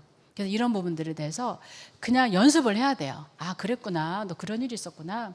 그때 그랬겠다. 이렇게. 그래서 이런 것들을 우리가 정말 훈련해 보는 게 정말 필요해요. 모두에게 이런 부분들이. 정말 잘 필요해요. 이런 부분들이. 한번 해보시면 좋을 것 같아요. 하루에 3가지씩 나에 대해서 개방해서 드러내주는 거죠. 그렇죠? 왜 이게 아까 잠깐 이 얘기다 말았는데 왜 이게 굉장히 쉬운 건데 이게 안 되냐면은 판단받으니까. 내가 말하면은 자꾸 판단하니까. 그렇죠? 자꾸 가르쳐 주려고 하니까. 그냥 들어주고 공감해 주는 게 아니라 거기에 대해서 뭔가 자꾸 토를 다니까. 그렇죠? 그러니까 이게 말하기가 자꾸 힘들어지는 거죠. 어느 정도 말하면은 여기까지 말하면 괜찮아. 더 이상 말하면 안 돼. 이거 우리가 다 알아요. 그래서 거기에서 그냥 항상 그냥 우리 말이 끝나버리죠. 이런 부분들이. 예. 그래서 소통하는 그런 훈련을 하는 게 참 필요해요. 그래서 의사소통하는 것에서도 또 하나 중요한 거는 잘 듣는 게 필요해요. 말하는 것보다 들어주는 게 정말 필요해요. 더 많이 필요해요. 이런 부분들이. 더 진지한 자세로 들어주고 진심으로 대꾸하는 대화를 하지 않으면 오해와 착각이 대화를 주도한다는 거죠. 그렇죠? 오해와 착각이 굉장히 많아요. 이런 부분들이. 난 이렇게 말했는데 A라고 말했는데 B로 듣고 내가 C라고 말했는데 D라고 듣고 굉장히 많아요. 이런 부분들이. 그래서 진정한 대화를 하는 관계는 생각과 느낌, 경험과 가치관 등을 잘 나누게 되죠. 그래서 상대가 이야기할 때 상대 입장에서 들으려고 하는 게 또 굉장히 필요하죠. 그래서 마음을 열고 진실하게 이렇게 받아주는 그런 대화가 너무 필요하죠. 근데 우리가 대화를 하면은 누구 말을 들을 때 이렇게 듣잖아요. 그 들으면 우리는 여기서 무의식적으로 어떤 일이 나오냐면 우리 뇌에서 그걸 해석해요. 그 부분에 대해서 저거는 이런 의미구나, 이런 뜻이구나 이걸 해석하거든요. 근데 그런 해석할 때 굉장히 우리 가운데 오류가 많이 생겨요. 그래서 어떤 굉장히 많은 문제가 생기죠. 나는 이렇게 말했는데 다르게 듣는 거죠. 다르게 듣는 거. 근데 이것에 대해서 잘 알지 못하고 그냥 방치하면은 그렇게 되어져 버려. 무슨 말을 들어도 자꾸 오해하는 그런 귀가 되어질 수도 있어요. 그래서 어떤 말을 해도 삐딱하게 듣죠. 아, 저건 나를 싫다는 거구나. 저건 나를 책망하는 말이구나. 저거는 나를 거절하는 말이구나. 이렇게 우리가 자꾸 그렇게 오류가 자꾸 생긴다는 거죠. 굉장히 이런 게 많아요. 우리가 똑같은 거를 봐도요, 다 다르게 말하고 정말 다 달라요. 이런 부분들이 굉장히 오류가 많아요. 이런 부분들이. 근데 이제 이런 오류가 생기는 것 중에서 이런 부분들이 좀 있더라고요. 우리는 자라면서부터 경험을 해오잖아요. 특별히 이제 경험을 한다는 거는 오감을 통해서 경험하죠. 내가 무엇을 받는지, 그렇죠? 무엇을 받는지, 가정 안에서 무엇을 많이 받는지, 내가 익숙하게 본 게 뭔지, 그렇죠? 부모님의 표정이 어땠는지, 우리 엄마의 표정은 어땠는지, 우리 아빠의 표정은 어땠는지, 두 분과 같이 대화할 때 표정은 어땠는지, 이런 걸 다 보면 잘하잖아요. 그렇죠? 집안의 분위기가 어땠는지 다 눈으로 봐요. 사실은 무의식적으로 다 봐요. 우리 요엘이나 하엘이도 그런 걸 알더라고요. 눈치가 있어요. 벌써 분위기를 파악을 해요. 애들이 벌써 어린데도 다 보죠. 그렇죠? 그리고 뭐 청각으로 들으면서, 우리 요엘이 같은 경우는 막 시끄러운 뭐 기계 소리 이런 것에 대해서 처음에 굉장히 예민하더라고요. 그러니까 이런 것들을 다 이렇게 이렇게 들으면서 느낀다는 거죠. 이게 좋은 소리인지, 내 마음을 편안하게 해주는 소리인지, 엄마 아빠의 그 대화 소리가 나를 편안하게 하는지, 나를 불편하게 하는지, 뭔가 불안감을 갖게 하는지 다 들으면서 자란다는 거죠. 이런 것들을. 그렇죠? 그리고 또 후각을 통해서, 이 후각도 굉장히 많은 우리 가운데 영향을 많이 끼쳐요. 뭔가 어떤 후각적인 어떤 냄새를 맡았는데, 어떤 장소에서 맡았는데 어디 가서 다른 데서 그런 장소를 오래간에 맡잖아요. 그럼 그때 느꼈던 것들이 딱 떠오를 때가 있어요. 저는 그런 걸 느낀 적이 꽤 있어요. 이런 부분들이. 이런 후각적인 이런 거, 또 미각, 촉각 다 마찬가지죠. 그렇죠? 이런 것들을 경험하죠. 그러면서 이런 경험들에 대해서 자동적으로 해석을 한다는 거죠. 그대로 받아들이는 게 아니라 저거는 그냥 찻소리구나, 그게 아니라 저 소리는 왜 저렇게 날카롭지? 뭐 예를 들면 이런 걸 다 해석하면서 느끼면서 그걸 다 받아들이게 된다는 거죠. 그래서 그러면서 크게 말하면 좋다, 싫다, 편안하다, 불편하다. 그렇죠? 그 외에 뭐 세세하게 엄청 많죠. 이런 것들이. 그러면서 우리가 지금까지 살아온다는 거죠. 그렇게 해석을 하면서. 근데 그런 것들이 우리 간에 감정적인 반응을 일으키고요, 소통에 있어서 굉장히 많은 영향을 미쳐요. 우리가 어떤 사람의 말을 들을 때 내가 자동적으로 해석을 하잖아요. 근데 해석하는데 자꾸 오류가 일어나는 그런 일들이 많이 발생하는 게 이런 것들이 벌써 삐뚤어져 있기 때문에, 해석하는 것이 많이 정확하지 않기 때문에, 뭔가 상처로 인해서 그 해석이 뭔가 오류를 자꾸 일으키는 부분이 되어져 있기 때문에 이런 부분들이 굉장히 영향을 미친다는 거죠. 그래서 우리가 이런 부분에 대해서 나는 어떤 부분에서 이런 부분들이 자꾸 일어나나, 이런 것들을 조사해 볼 필요가 있어요. 이런 부분들을 나는 어떤 부분에서 사람이 말을 할 때, 예를 들면은 나는 엄마가 나한테 어떤 말을 할 때 그냥 나한테 잘대로 하는 말인 것 같은데 왜 자꾸 불편하지? 왜 자꾸 거절감이 느껴지지? 뭐 이런 것들이에요. 예를 들면 남편이 나를 사랑하는 거 분명히 알겠는데, 내 아내가 나를 사랑하는 거 분명히 알겠는데 왜 말할 때마다 이렇게 나는 막 짜증이 나지? 왜 이렇게 좀 힘들지? 뭐 이런 것들을 이렇게 생각해 볼 필요가 있다는 거죠. 그래서 어쨌든 이런 우리가 관계성에서 제일 중요한 거는 대화고, 소통이고, 이런 의사소통이 가장 중요한데, 관계도 제일 중요한데, 이런 대화가 어쨌든 상대방의 마음을 아는 데 있어서 가장 중요한 방법이라는 거죠. 우리가 자동적으로 해석하는 건 자꾸 오류가 생길 수 있는 가능성이 많아요. 우리 안에서만 해석하고 우리 생각들을 해석하기 때문에 대화를 통해서 상대방의 마음을 그대로 듣는, 이런 것들이 가장 좋은 방법이라는 거죠. 소통하는 데 있어서. 그런데 이런 부분에서 상대방이 말하는 데 있어서 자꾸 제한을 두면 어떻게 해요? 상대방의 마음을 우리가 정확하게 아는 데 있어서 방해가 되는 거죠. 그래서 상대방이 그대로 말할 수 있도록 이렇게 해주는 게 굉장히 필요하다는 거죠. 예. 자기 생각이나 의견이나 이제 가장 나쁜 소통 방법 중에 하나가 자기 생각이나 의견을 확인하려고, 또 관철시키려고 몰아가려는 소통법이, 이런 거는 나쁜 소통법이죠. 그렇죠? 이거는 조종하려는 거죠. 우리가 이렇게 소통하지 않으면, 자유롭게 정직하게 소통하지 않으면 조종하는 법으로 소통을 하게 돼요. 조종하는 법으로. 그래서 일단 그 소통이 잘 안 되면 조종하죠. 그래서 상대방에 대해서 내 뜻을 어떻게든지 적극적으로 관철하려고 막 그냥 무진회를 쓰고, 뭐 억압적으로 말하고, 막 화를 내면서 말하고, 막 자기 뜻대로 안 되면 그냥 화를 막 내고, 그래서 어떻게 해요? 상대방이 벌벌 떨면서 그렇게 하세요. 이렇게 이런 대화법을 쓰고, 이게 다 조종이죠. 어떤 힘이 약하면 어떻게 해요? 그냥 상대방의 비율을 막 맞추면서 그냥 상대방 비율을 막 맞추면서 이것도 조종이에요. 어떻게 해서든지 내 뜻을 관철시키려는, 그러기 위해서 그냥 상대방의 어떤 비율을 맞추는 그런 대화법을 쓴다든지 조종하는 그런 대화를 하게 되죠. 예, 그래서 이런 소통에 있어서, 대화에 있어서 어떤 자신의 생각들을, 마음을, 감정을 건강하게 표현하는 것이 가장 중요하죠. 예. 그렇게 건강하게 또 표현해야 상대방도 잘못 추측하지 않게 되죠. 그래서 특히 이런 소통에 있어서 이제 감정의 소통이 정말 중요하다고 말들을 해요. 감정의 소통이 중요하다. 감정은 자동차의 계기판과 같다는 거죠. 감정은 옳고 그른 것이 없다고 말을 해요. 옳고 그른 것이 아니라 감정, 물론 나쁜 감정이 있죠. 남에게 피해를 주는 그런 감정은 그렇겠죠. 근데 일반적인 감정에서는 감정은 자동차의 계기판과 같다고 말을 해요. 그래서 어떤 자동차의 계기판을 통해서 그 자동차의 상태를 알아가잖아요. 기름이 다 떨어져 가네. 그렇죠? 뭔가 엔진 오일이 어떠네.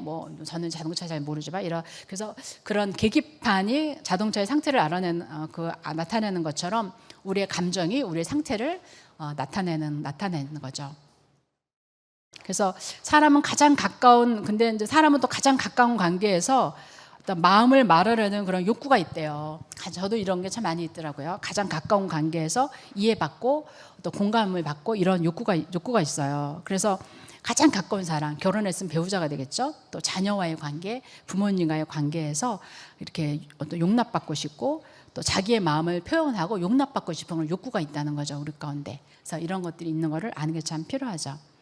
그래서 부부 관계에는 이렇게 처음에 감정적인 관계로 맺어지잖아요. 저 사람을 보니까 가슴이 뛰고 같이 있고 싶고 좋은 마음이 생기고 막 이런 마음이 들어서 서로 이제 교제를 하다가 어느 날 결혼을 하게 되잖아요. 그래서 감정적 그런 관계에서 관계로 맺어지기 때문에 계속 소통이 안 되면 절망을 느끼고 반복적인 낙담을 하고 그러면서 미워하는 관계가 될 수 있다는 거죠. 사랑이 미움으로 변하는. 그래서 어느 시간이 지나면 어떻게 해요? 누가 그러잖아. 나는 처음에 그 생각이 이렇게 반대가 되어지는, 그렇죠? 그 사랑하는 관계가 미움의 관계가 되는, 이렇게 되어질 수 있다는 거죠.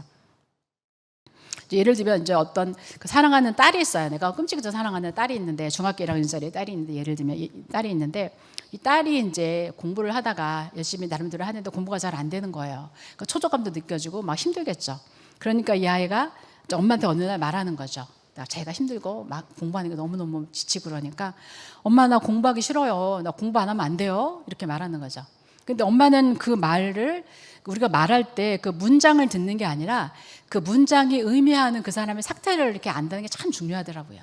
우리가 정직하게 어떤 부분을 표현해야 되는데 이제 이런 표현을 하게 될 때가 참 많아요. 그냥 그럴 때 이 딸이 나 공부하고 싶지 않아요. 나 이제 학교 안 가면 안 되나? 이렇게 말했는데 엄마는 가슴이 철렁한 거죠. 얘가 학교를 안 간다고 하네. 아니 공부가 얼마나 중요해도 공부를 안 하려고 하네. 그러면서 너 공부 안 하려면 어떡하려고 그래. 다 힘들지만 하는 거야. 너 공부해야 네가 나중에 어떤 역할을 하게 되지. 너 공부 안 하면 너 안 돼. 너 아무것도 못 해. 너 공부하면 아무것도 못한단 말이야. 그러면서 그 아이에게 막 이제 이렇게 푸시하고 이런 말을 하게 된다는 거죠. 그럼 아이는 공부 때문에 스트레스를 받았는데 엄마하고 뭔가 소통하려다 어떻게 해요? 더 스트레스가 쌓이는 거죠. 이러기가 너무 쉽다는 거죠. 그러니까 말하자면은 그냥 우리는 아까 소통은 그냥 그 아이의 마음을 이렇게 캐치하고 받아주고 위로하고 이런 게 참 필요한데, 얘가 진짜 공부하기가 싫다는 건지 아니면 힘든 건지 이런 것들을 이제 아는 게 되게 필요한 거죠.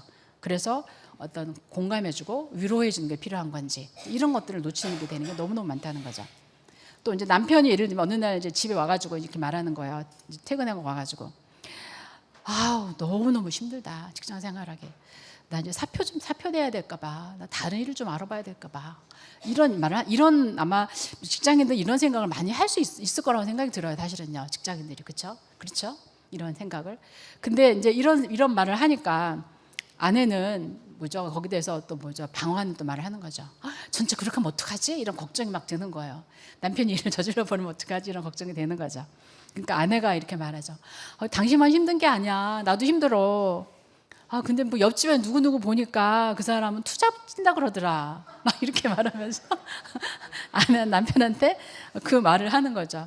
당신 지금 나이에 그만두면 누가 당신을 또 받아준대. 막 이러면서 남편의 마음이 이제 막 너무 자기가 일하면서 한계를 느끼고 어떤 직장생활하면서 뭔가 한계를 느끼는데 어떻게 해요?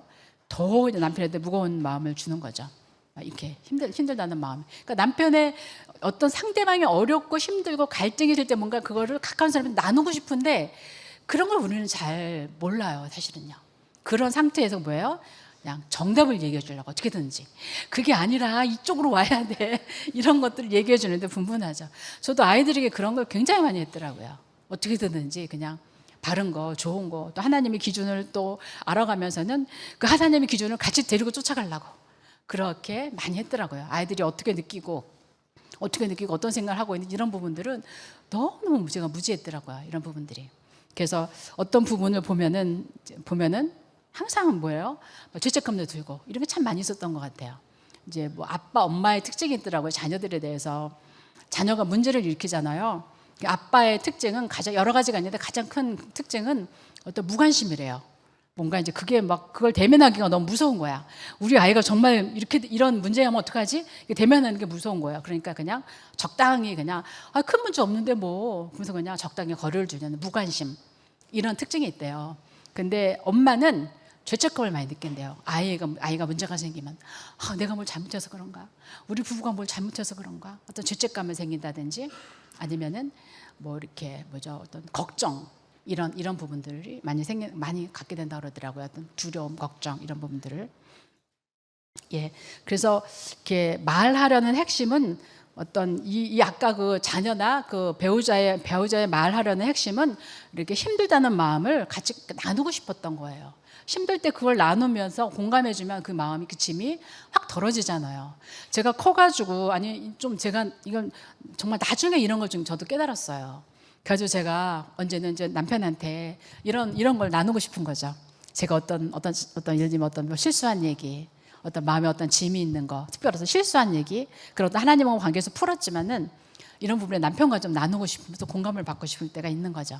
왜냐하면 나를 보면서도 내가 왜 그렇게 했지? 나는 정말 어떻게 그런 생각을 하지? 어떻게 그런 말을 하지? 막 이런 생각도 있고, 막 이제 그런 부분들. 또 남편하고 얘기하려고 하면은 이런 게 참 쉽지 않더라고요. 왜 그런 부분에 이제 잘 우리가 사실 많이 되어져 있는 게 아니기 때문에 그게 잘 쉽지 않더라고요. 제가 어떤 때는 딸하고도 딸이나 아들 이제 딸은 이제 가장 옆에 있으니까요. 딸하고 이런 것들을 좀 나누고 싶을 때가 있어요. 근데 그게 사실 생각보다 쉽지 않더라고요. 큰 우리 관계에 문제가 없는데. 그러니까 이런 부분들이 그렇더라고요. 그래서 우리는 말을 그대로 문장 그대로 듣고 어떤 것도 정답을 주려고 하고 이러지 그 말하는 의도를 파악한다는 거는 굉장히 쉽지 않더라고요. 이런 부분들이. 그래서 어떤 관계에 있어서 정말 쉽지 않죠. 이런 부분들이. 이제 소통이 가장 중요한데 소통에 있어서는 이렇게 대화나 소통에는 5단계가 있어요. 그 아주 질이 있어요. 더 높은 어떤 그 단계로 대화하는 게 있고 더 낮은 단계의 대화가 있어요. 1단계의 대화는 뭐냐면은 그냥 지나치면서 인사하는 대화예요. 그냥 우리가 사람들 보면 어떻게 해요? 안녕하세요. 뭐 편안하셨어요? 아이고 잘 지내셨어요? 뭐 아프시다더니 괜찮으세요? 뭐 이런 대화 하잖아요. 우리가 주일날 만나거나 그러면은 이게 1단계 대화죠. 그렇죠? 1단계 대화는 그냥 습관적으로 하는 거예요. 우리가 인사를 안 하고 살 수 없잖아요. 인사를 안 하면 그 관계가 얼마나 힘들어지겠어요? 그래서 그냥 습관적으로 그냥 의례적으로 하는 대화 그게 1단계 대화죠. 1단계 대화. 그다음에 2단계 대화는 사실 여부를 확인하는 대화예요. 말하자면 정보를 교환하는 거죠. 정보를 교환하는 거죠. 예를 들면 오늘 우리가 이런 모임을 갔잖아요. 우리가 그 모임 언제 한대? 어디서 한대? 뭐 몇 시 한대요? 이런 대화죠. 그렇죠? 이런 대화. 추석을 맞으면서 예를 들면 어떤 부부가 오늘 어머님 거기 아버님 댁에 가면서 뭐 예를 들면 좀 뭐 선물을 뭘 좀 사가지고 가면 좋을까? 뭐 이런 대화하는 거. 그렇죠? 선물을 뭘 사가지고 가자. 뭐 예를 들면 이런 선물을 누가 어디 가면서 뭘 사가지고 왔대요. 뭐 이런 거. 어떤 사실을 그냥 이렇게 나누는 거. 언제 어디서 무슨 일이 일어났는지 이런 것들을 그냥 나누는 대화가 2단계 대화예요. 그냥 정보를 나누는 거. 여기에는 자기 생각이나 의견이 없어요. 감정도 없죠. 그래서 부딪힐 일이 거의 없어요. 뭐 이런 부분들. 내가 어제 뭐 뭐죠? 누가 어제 밥 먹고서 뭐 체해가지고 병원에 갔었대요. 근데 병원에 가니까 뭐 식중독이었대요. 뭐 이런 거 예를 들면 뭐 나누시죠, 가족 간에. 이런 것들이 그냥 2단계의 대화인 거죠. 그다음에 3단계의 대화는 지적인 대화예요. 그러니까 지적인 대화는 뭐냐면은 자기 생각을 표현하는 거죠. 어떤 것에 대해서 자기 의견이나 어떤 해석이나 판단이나 이런 것들을 말을 하는 거죠. 근데 3단계의 대화부터는 조금 위험할 수 있어요. 그런 차이가 있기 때문에, 의견이나 생각이나 해석이나 이런 부분에 차이가 있기 때문에 그런 것을 말했다가 비판받을 수도 있고 거절받을 수도 있고 또 부딪힘이 생길 수 있죠. 그래서 우리가 3단계 대화부터는 우리가 잘 안 하는 부부가 많이 있어요. 많은 관계가 있어요. 이렇게 더 하다 보면 부딪히니까. 얼마 살다 보면 다 알거든요, 이거는. 여기서 넘어가면 부딪힌다, 문제가 생긴다, 이걸 다 알거든요. 그래서 거기까지만 대화하는 게 바로 이제 그렇죠. 이제 3단계 대화에서는 어떻든 자기 생각을 표현하는 거예요. 내 생각은 어떻다. 그래서 어떤 일이 있을 때, 자녀가 어떤 일이 있을 때, 내 생각에는 부모가, 내 생각에는 아이를 좀 영어를 좀 더 가르치는 게 좀 필요할 것 같은데요. 그러면은 남편이 좀 이걸 좀 어떻게 좀 알아볼까, 뭐 이런 거든요. 누구한테 어디를 좀 보내볼까라든지 어떻게 좀 시켜볼까, 이런 것들을 같이 얘기하는 거. 이게 바로 3단계의 대화가 될 수 있죠. 자기 의견을 말하고 판단을 말하고 이런 부분들. 예.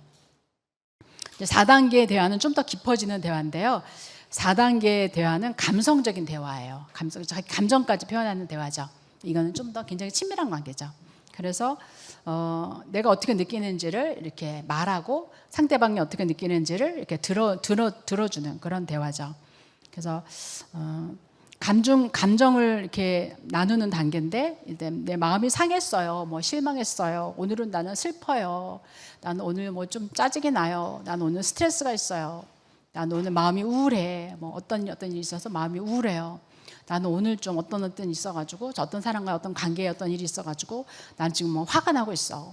난 스트레스를 받고 있어. 이런 거라든지 이렇게 자기의 감정까지 이렇게 표현하는 거죠. 근데 이거는 4단계 대화도 굉장히 좀 위험할 수 있는 대화죠. 그래서 사람들이 많이 피해요. 다른 사람의 감정을 받아주는 게 준비가 안 됐을 때는 다른 사람의 감정을 공감한다는 게 쉽지 않을 수 있죠. 이런 부분들이. 예. 그래서 감정을 드러냈을 때 비난이나 비판이나 거부당할 수 있다는 두려움 때문에 잘 표현하지 않는다는 거죠. 자기 감정을. 어떠세요? 배우자나 자녀들하고 대화할 때 감정을 잘 드러내시나요? 이런 부분들을. 또 감정을 잘 이렇게 받아주실 수 있나요? 이런 부분들이. 그래서 4단계 대화는 감정적인 것까지도 표현하는 대화가 4단계 대화라는 거죠. 예를 들어서 이제 어느 아내가 남편하고 대화하면서 이렇게 말했죠. 여보, 나는 오늘 굉장히 마음이 우울해. 이렇게 마음이 좀 울적해. 이런 말을 했다고 해보세요. 그러면 그 남편이 버럭 화를 내는 거죠. 아니, 내가 이렇게 잘해주고 좋은 집에서 잘 먹고 편안하게 사는데 뭐가 우울해? 고생을 안 해봐서 그렇구만. 뭐 이렇게 말한다면 어떻게 해요? 그 아내는 자신의 우울한 마음을 남편에게 뭔가 좀 나누고 싶었는데, 공감을 받고 싶었는데 어떻게 해요? 그 감정이 쨍그랑하고 같이 깨질 뿐만 아니라 남편과의 관계에서도 이렇게 소통해서 담을 쌓게 되는 거죠. 이건 말하면 안 되는 거구나. 이렇게 느껴진다는 거죠. 그래서 우리가 이런 감성적인 대화까지 한다는 게 되게 중요해요. 그래서 아까 우리가 하루에 3가지씩 어떤 사건을 가지고 자기 감정까지 표현해 보라는 게 바로 이런 거거든요. 그래서 감정까지 표현하는 거. 이런 부분들이. 그래서 일단 4단계까지 대화를 할 수 있으면 굉장히 친밀한 관계라는 거죠. 이런 친밀한 관계. 저희는 어쨌든 이런 부분이 많이 되긴 하는 것 같아요. 4단계 대화까지, 감정까지 말하는 게 많이 되긴 하는 것 같아요. 더 이제 이런 성숙이 더 필요하지만 되긴 하는 것 같아요. 이런 부분들이. 근데 아무튼 이런 부분들이, 근데 이제 이런 것들이 엄청 노력이 필요하다는 거죠. 이런 대화를 이렇게 자꾸 1단계 대화에서만 그치는 거, 2단계에서 대화에서 많이 그쳐 있다고 많이 있다고 그러더라고요. 2단계에서 그냥 어떤 정보 교환하는 정도, 그렇죠? 최소한은 그건 하고 살아야 되잖아요, 그렇죠? 그래야 뭐 어떤 가정이 뭔가 꾸려지는 거죠. 3단계 대화부터는 내 의견을 말했다가는 무시당하고, 내 의견을 말했다가는 퇴짜맞고, 그렇죠? 비난받고, 이제 그런 게 되어진다면은 정말 쉽지 않죠. 예. 그리고 이제 5단 또 저기 5단계 대화도 있어요. 5단계 대화는 뭐냐면 모든 걸 다 말할 수 있는 사이예요. 모든 걸 다 말할 수 있는 사이. 그래서 모든 것을 어떤 나눌 수 있는 사이. 어떤 특별히 배우자의 관계에서 내가 모든 걸 다 말할 수 있다. 그런 사람 있으세요? 나는 모든 걸 말할 수 있다. 하나도 거리지 않고 모든 걸 말할 수 있다. 근데 사람의 마음이 굉장히 우리 마음속에 어떤 뭐죠? 극단적인 생각도 어떤 하고 정말 뭐죠? 순간 평상시에 안 했던 생각도 하고 우리 마음 되게 그런 생각도 순간 할 때가 있거든요. 근데 그런 걸 가지고 근데 모든 걸 다 말하라는 건 아니에요. 어쩌다 특별히 이상한 생각을 했는데 그거를 모두 다 그냥 뭐 나누고 이러라는 건 아니고요. 모든 걸 정직하게 자기 감정까지도 이렇게 대부분 어떤 나눠야 될 것들을 다 나눌 수 있는 사이가 그게 5단계라는 거죠. 이 부분에서. 어떻게 특별히 어떻게 한 번 어떤 부분을 팍 느꼈는데 그걸 일일이 막 말해가지고 상대방 마음에 그냥 내 안에서 해결하면 되는데 상대방 마음까지 우리가 좀 갈등을 주거나 그러면 그럴 필요까지는 없다는 거죠. 이런 부분들이. 예. 그다음에 이제 그 나쁜 대화가 있는데요. 병든 대화의 어떤 그 4가지를 말하고 있어요. 병든 대화, 나쁜 대화, 나쁜 소통을 하는 거 4가지가 있는데 그게 뭐냐면 이제 크게 보면은 조종이에요. 사실은 아까 말씀드린 것처럼 우리가 사람과 건강하게 소통하지 못하고 있으면은 소통은 누구나 해야 되니까요. 그렇죠? 이건 우리가 소통을 안 하고 살 수 없잖아요. 그래서 그런 부분에서는 조종하는 대화를 한다는 거죠. 어떤 부분은 예를 들면 말을 잘 안 해. 뭐 그런 사람도 있더라고요. 절대 말을 안 해. 근데 그 사람들은 대화를 안 하고 소통을 안 하고 사는 걸까요? 소통을 하고 있어요. 뭘로 해요? 표정으로 하고 어떤 행동으로 하죠. 볼 때 인상을 팍 찡그린다든지 또 거리를 둔다든지 문을 좀 닫는다든지 뭔가 표정에서 다 하고 있죠. 그래서 우리가 이제 이런 대화가 이런 소통법이 이제 병든 대화 중에 하나죠. 근데 이제 크게 4가지를 이제 보면 좋은데요. 보겠는데 비둘기형 그런 소통법이 있어요. 비둘기형 소통법이 있는데 비둘기형 대화는 뭐냐면은 평화주의자예요. 평화주의자. 혹시 내가 이런 부분이 있지 않나 한번 살펴보세요. 어떤 희생을 치르더라도 평안한 게 좋다. 이 평안함 이걸 깨지 않겠다. 거짓 평안이라도 난 좋아. 이거 깨지 않겠다. 이걸 깨는 게 나는 너무너무 불편해. 그래서 사실을 직면하는 것보다는 그냥 평화주의자가 될 거야. 그래서 그냥 적당히 어떠한 조금 희생을 치르지만 그냥 난 평안한 게 좋아. 이런 게 바로 비둘기형이라는 거죠. 예. 그래서 상대방과 부딪히지 않으려고 상대방을 적당히 맞춰줘요. 그냥 크게 내가 뭐 힘들지 않으면 적당히 맞춰줘요. 그냥 특별히 좋지 않은데 그냥 좋아요, 알았어요, 뭐 네네 이러면서 그냥 적당히 맞춰주죠. 예. 그리고 불편해하면은 상대방이 불편하면은 그냥 얼른 사과해버리죠. 그냥 나는 특별히 내가 사과할 건 아닌 것 같지만 평화를 위해서 그냥 사과하는 거죠. 이게 바로 비둘기형이죠. 남편들이 이러기가 참 쉽더라고요. 물론 뭐 아내도 그럴 수가 있지만 남편하고 아내는 좀 세밀하잖아요. 여자는 보통 세밀하잖아요. 근데 그런 걸 일일이 다 뭐 이렇게 같이 헤아리기가 너무 피곤한 거죠. 힘들고. 그러니까 어때요? 적당히 수준에서 그냥 맞춰주고 싸웠으면은 그냥 화해하기 위해서 미안해 하고 먼저 화해도 하고 그 문제가 뭔지 그냥 잘 쳐다보지도 않고 왜 원인이 뭔지 이런 걸 잘 보지도 않고 그냥 그냥 손부터 내밀어서 그냥 미안해 그냥 사과하자. 내가 미안하다고 하잖아. 그러면서 거기서 사과를 받아주지 않으면 어떻게 해요? 또 막 화를 내고 공격을 하죠. 제가 목사님 앞에서 얘기할 때 내가 반대 얘기를 좀 할 수 있는 기회가 있으면 좋겠다 이런 생각을 했던 적이 있거든요.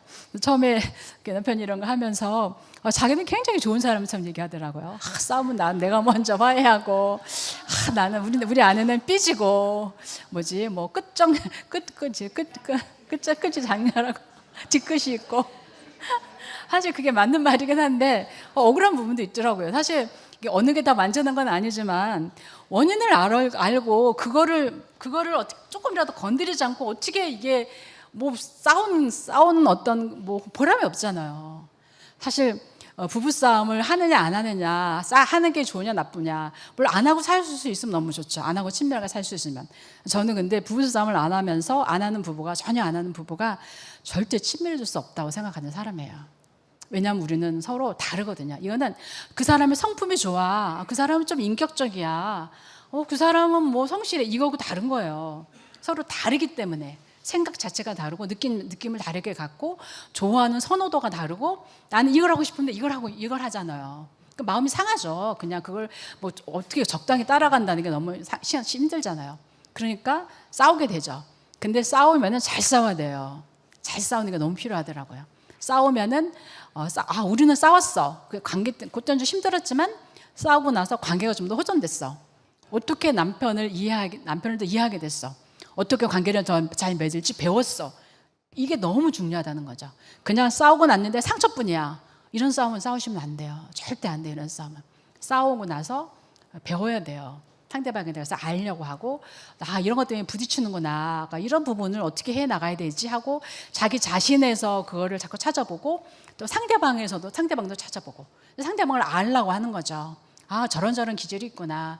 저 기질이 나의 기질에서 내가 나 용납을 못하는구나. 자꾸 우리는 부딪히는구나. 이런 것들 자꾸 알아가는 거죠. 그러면 우리가 왜냐하면 부부간의 관계나 자녀와의 관계에서는 우리가 좋은 관계를 맺으려는 기본적인 게 있잖아요. 자녀를 사랑하잖아요. 배우자를 사랑하잖아요. 그렇기 때문에 이제 이런 부분들이 너무너무 필요하죠. 그래서 비둘기형 대화는 절대 좋은 대화법이 아니에요. 그냥 평화주의자. 어떤 선 안에서 평화주의자, 가짜 평화라고 말을 하죠. 가짜 평화를 용기를 내서 깨트려야 돼요. 용기를 내서 깨트리고 직면하셔야 돼요. 우리는 문제가 없는 게 아니라 문제가 있어. 이걸 봐야 돼요. 사실 문제가 있는 게 너무 당연한 거 아닌가요? 사람이 서로 다른데. 그래서 그 문제가 있지만 그게 너무 당연한 거고 그걸 다뤄가면 되는 거고. 그렇죠? 이게 너무 중요한 것 같아요. 그다음에 병든 대화의 또 하나는 매형 대화라고 그래요. 새 종류 매형. 이거는 어떤 기질이냐면 다 당신 때문이야. 대화를 하다 보면은 결국 어떤 다툼을 하다 보면은 다 당신 때문이야 하고 책임 회피하거나 변명하는 그런 어떤 싸움이나 대화를 하는 게 바로 매형 그런 대화죠. 그래서 모든 잘못의 원인을 상대방에게 맞춰요. 모든 나에게 약점이나 잘못된 것들은 가정 환경, 부모님 때문이야, 배우자 때문이야, 누구 때문이야, 이렇게 핑계를 대는 거죠. 그래서 이런 매형의 그런 대화를 하는 사람은 자신의 열등감으로 다른 사람을 이렇게 막대하고 자신의 말을 잘 듣게 하면은 기분이 좋아지는 이런 것들이 바로 매형 대화를 하는 사람들의 특징이라고 그래요. 그래서 다른 사람의 약점을 지적하고 다른 사람의 자기의 자존심을 높이는, 다른 사람의 약점을 가져서 딱 그 사람이 낮아질 때 내가 상대적으로 높아지는 이런 부분들을 하는 그런 대화가 바로 매형 대화라는 거죠. 이것도 건강하지 못한 대화죠. 자신 직면하지 않죠. 계속해서 변명하죠. 우리가 어떤 일이 있을 때 내가 잘못했을 때 변명하거나 그럴 만한 게 있어요, 없어요? 다 있죠. 한두 가지는 다 있을 거예요. 그죠? 우리가 어떻게 해서 할 수 없이 어떤 일이 발생했고 내가 그런 행동을 했고 그런 말을 했고 다 그런 게 있을 수 있죠. 그런데 이렇게 우리가 이런 매형 대화, 이렇게 변호하고 변명하고 남 탓하고 어떤 자기 잘못하는 것이 남 탓이고 이런 부분을 하는 거는 건강하지 못한 대화죠. 그다음에 또 대화 중에 나쁜 대화 중에 하나는 올빼미형 대화라고 그래요. 이거는 뭐냐면은 논리적으로 따져보자고 이런 대화죠. 논리적으로 따져보자. 그러니까 바리새인들의 같은 그런 부분이죠. 정답만 얘기하는 어떤 감정이나 이런 것들은 무시하고 감정이 없는 것 같이 생각하고 뭐가 정답이야, 뭐가 법이야, 뭐가 옳은 거야. 이런 것들을 찾아내가는 그런 대화를 하는 사람이 바로 올빼미형 대화죠. 근데 이런 사람들은 감정을 다루는데 미숙해요. 그래서 감정이 없는 것처럼 이렇게 대화를 한다는 거죠. 감정은 빼놓고 그리고 자기 논리에 빠져서 절대적으로 다른 사람의 말을 듣지 않는 그런 특징이 있다는 거죠. 올빼미형 대화. 혹시 내가 올빼미형 대화를 하고 있다면은 사실 이런 부분도 이렇게 우리가 나의 어떤 약함을 그냥 덮어두는 게 나에게 좋은 게 아니잖아요. 조금 아플 수도 있고 좀 내 자존심이 상하는 것 같기도 하고 내가 이걸 인정하기 너무너무 괴롭지만 내가 이런 대화를 많이 하고 있었구나. 그래서 나도 힘들고 내가 관계가 잘 발달하지 못하고 있었고 내 주변 사람들이 힘들었겠구나. 이거를 인정해 나가면서 이제 고쳐 나가면은 굉장히 많이 회복될 수 있죠. 그래서 모든 어떤 소통 전문가다 이런 사람들 보면은 어려움이 굉장히 많았던 사람들이 많더라고요. 자라면서 어떤 부모님으로부터 상처를 많이 받았다든지 가정에 엄청 어려운 일이 있었다든지 이런 사람들이 굉장히 많더라고요. 근데 그런 부분에서 자꾸 답을 찾아가고 배워가고 그걸 인정하고 그러면 회피하지 않고 그렇게 했던 사람들이 대부분 보면 소통 전문가가 되어져 있더라고요. 대부분이 그렇더라고요. 그래서 우리가 이런 것들이 다 나쁜 것만 아니더라고요. 자기 약점이라고 뭐 생각할 것도 아니고 이거는 뭐 사람마다 다 있을 수 있는 거잖아요. 그래서 우리가 이런 것들을 자연스럽게 인정하고 받아들이는 게 너무너무 중요하죠. 그래서 올빼미형은 자기 논리성만 따지는 사람, 이게 옳은 거야, 이게 그른 거야, 이것만 따지는 사람, 다른 사람의 감정은 안중에도 없는 사람, 이런 부분들이 바로 올빼미형 대화를 하는 사람이죠. 그 다음에 타조형 대화가 있어요. 이 타조는 급하면 어떻게 해요? 가서 머리만 어디다 쑥 집어넣어 버리잖아요. 그래서 이거는 피하면 문제가 없겠지, 회피형의 대화를 하는 사람이죠. 회피하는 사람. 이 회피도 왜 해요? 직면하면 힘드니까 회피하는 거거든요. 사실 우리 가운데 제가 이제 이런 걸 참, 저도 마찬가지고 직면한다는 거는 정말 힘들더라고요. 내가 다른 사람이 아니라 하나님 앞에서 직면하는 것만도 힘들어요, 사실은요. 하나님 앞에서 하나님, 내가 이렇게 했어요. 내가 마음이 지금 이렇게 해요. 내가 생각으로 이런 생각을 다른 사람에 대해서 했어요. 이런 거를 말한다는 것 자체가 사실은 굉장히 쉽지 않아요. 사실 이런 것들을 그냥 말하는 게 아니라 직면하면서 말한다는 게 사실 생각보다 굉장히 쉽지 않아요, 이게요. 그러니까 우리가 자꾸 회피하는데 익숙한 사람이 되는 거죠. 큰 문제 없으면 그냥 회피해버려요, 그냥.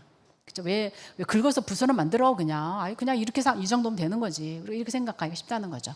근데 절대 아까 말했지만 시간이 지나면 그 관계에 대한 그런 열매가 있다 그랬잖아요. 절대 좋은 열매가 될 수 없죠, 이런 부분들이. 그래서 타조형은 피하면 문제가 없겠지. 그래서 회피형, 그런 그 대화 회피형이고요. 예. 그리고 이런 사람은 다른 사람의 말에 직접적으로 반응을 나타내지 않아요. 그렇죠? 그리고 어떤 일에 대해서 반대하거나 부정적인 반응도 보이지 않아요. 어떻게 해요? 무반응이에요. 무반응. 반응이 없어요, 그냥. 그런 게 바로 회피형 인간의 특징이죠. 타조형 대화 소통을 하는 사람의 특징이죠. 그래서 문제를 직면하는데 두려움이 있는 사람이죠. 아까 제가 말씀드린 것처럼. 그래서 피하면 문제가 가라앉아지고 없어질 거라고 생각해요. 근데 이런 것들이 점점 어떻게 해요? 그냥 없어지는 게 아니라 자라요, 사실은 내 안에서. 굳어지고 자라요. 그래서 나중에 진짜 큰 문제가 생겨서 그걸 다뤄야 할 때는 너무너무 큰 수술이 되는 거죠. 이런 부분들이. 그래서 우리가 이런 그 나쁜 대화 4가지, 비둘기형, 거짓평화, 그 다음에 어떤 원인을 자꾸 변호하고 변명하는, 다 이렇게 직면하지 않는다는 특징이 있죠. 그렇죠? 어떤 그런 거, 이런 매형 대화, 그 다음에 올빼미형, 어떤 사람의 감정이나 이런 것들을 무시하면서 뭐가 옳은 건데, 이게 옳은 거잖아, 이게 맞는 거잖아, 계속 그렇게만 하는 사람. 사실 이런 자녀들은, 이런 부모 밑에서 자라면 자녀들이 굉장히 피곤하죠, 사실은요. 왜 옳은 말인데 뭐라 반박할 수는 없어. 뭐 엄마 아빠가 얘기하는 거 맞긴 맞아, 그게 맞는 것 같아, 그대로 해야 돼. 근데 너무 힘든 거죠, 이런 부분들이. 바로 이제 올빼미형 대화를 하는 그 부모들의 특징이죠.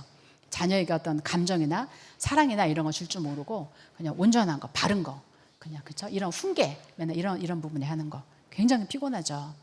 이런 사람들은, 이런 주변에 부모님이 그러거나 배우자가 아니면 엄청 피곤하죠. 타조형은 회피형. 문제를 직면하는 게 너무 어려워서 그냥 피해버리는, 반응하지 않는, 그냥 덮어버리는, 이게 바로 타조형 대화죠.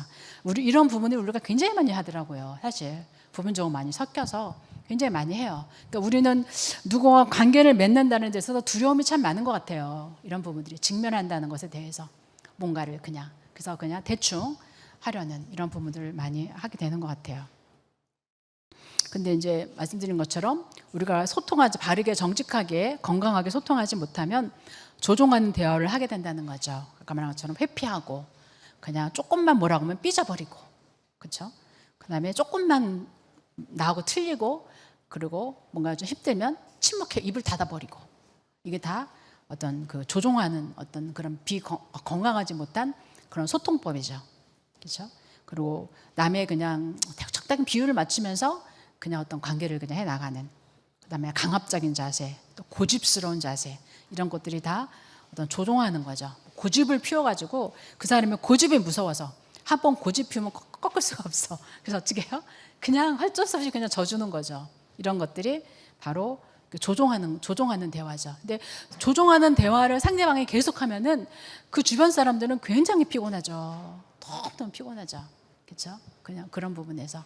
그래서 우리가 이런 부분 너무너무 중요한 거죠. 우리가 그래서 이런 부분에 부분적으로 내 안에 있어도 내가 의도하지 않았어도 나한테 이런 게 있었다면은 정말 직면하고 우리가 고쳐나가면 좋을 것 같아요. 끝으로 제가 사실은 정말 정신이 없었어요. 어제 밤에 거의 잠을 많이 못 잤어요. 어제 늦게 이런 뭘 막 정리하면서 뭔가 좀 잘해보고 싶은데 시간은 없고, 그 다음에 막 이런 정보를 좀 이렇게 좀 더 이렇게 어떤 거 좀 더 풍성하게 좀 해보고 좀 전문가들 것도 좀 참고해보고 싶고 한데 정말 그럴 만한 시간이 없었어요. 그래서 그냥 어제 밤에 늦게 막 사방에서 이거 제 걸 막 써놓고서, 저는 이런 걸 잘 못하잖아요. 기계를 잘 못하잖아요. 그래서 행동도 얼마 늦고 이거 일일이 쓰면서 또 쓰고 막 이러면서 시간이 엄청 밤잠을 거의 못 잤어요. 그래서 제가 참 많이 아쉬워 사실은요. 이게 좀 약간 좀 아침에 남편에 대해서 좀 화가 좀 났었어요. 왜냐면 왜 화가 났냐면은 왜 이렇게 급하게 하는 거야. 명절은 명절이지. 나도 손주 들어오고 좀 더 시간도 많이 갖고 싶고 좀 애들하고 더 이렇게 얘기도 하고 갖고 싶은데 왜 명절 이렇게 왜 이렇게 어제 밤에 늦게 이렇게 왜 이렇게 분주하게 내가 이렇게, 그리고 너무너무 정신이 막 묵직한 거예요. 정신이 말지도 않고 나 이거 진짜 못하겠다. 나 이거 할 저기가 아닌데 이런 생각이 굉장히 아쉽더라고요. 더 잘할 수 있는데 이런 생각이 들기도 하면서 좀 많이 그랬어요. 근데 결국은 하나님이 사실 하세요. 우리가 직면하고 하나님 앞에 정직하게. 저는 사실 제가 말했잖아요.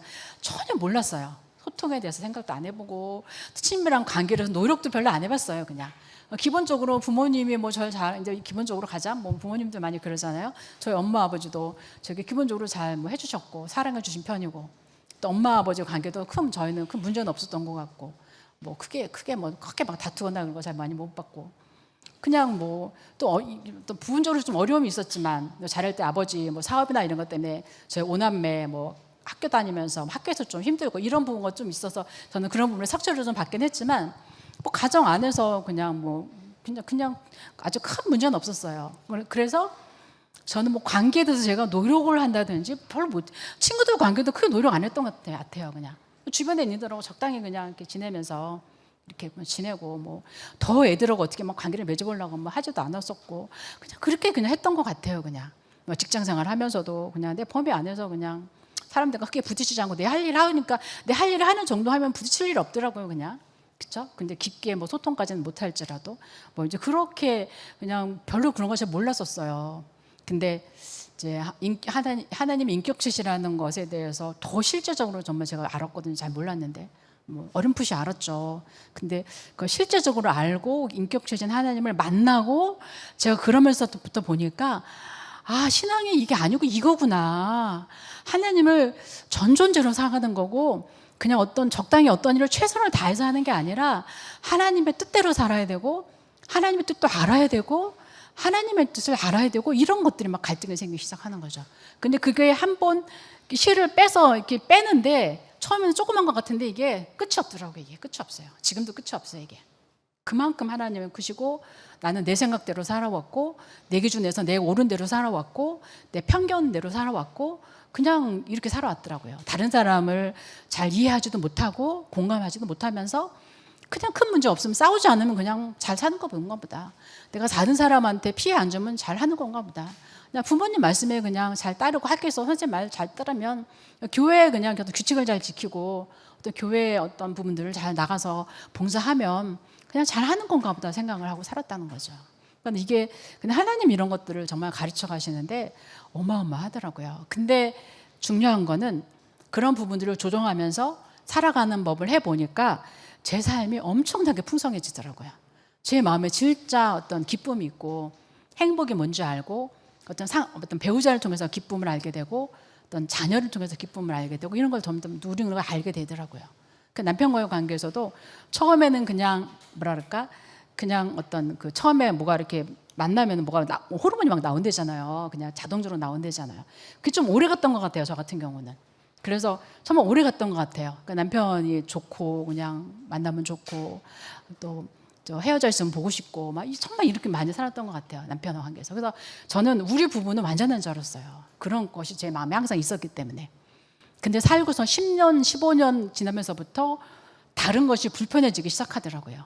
그 전에도 다른 것이 있었어요. 알았었어요. 근데 어쩌다 한번 왜 그래? 뭐 이렇게 조금 말다툼하고 그런 적도 있었죠. 근데 그렇게 크게 막 그것 때문에 내가 힘들어, 불행해, 뭐 이런 생각은 해본 적이 없었는데 한 10년, 15년 지나고 나니까 그게 엄청나게 불편해지더라고요.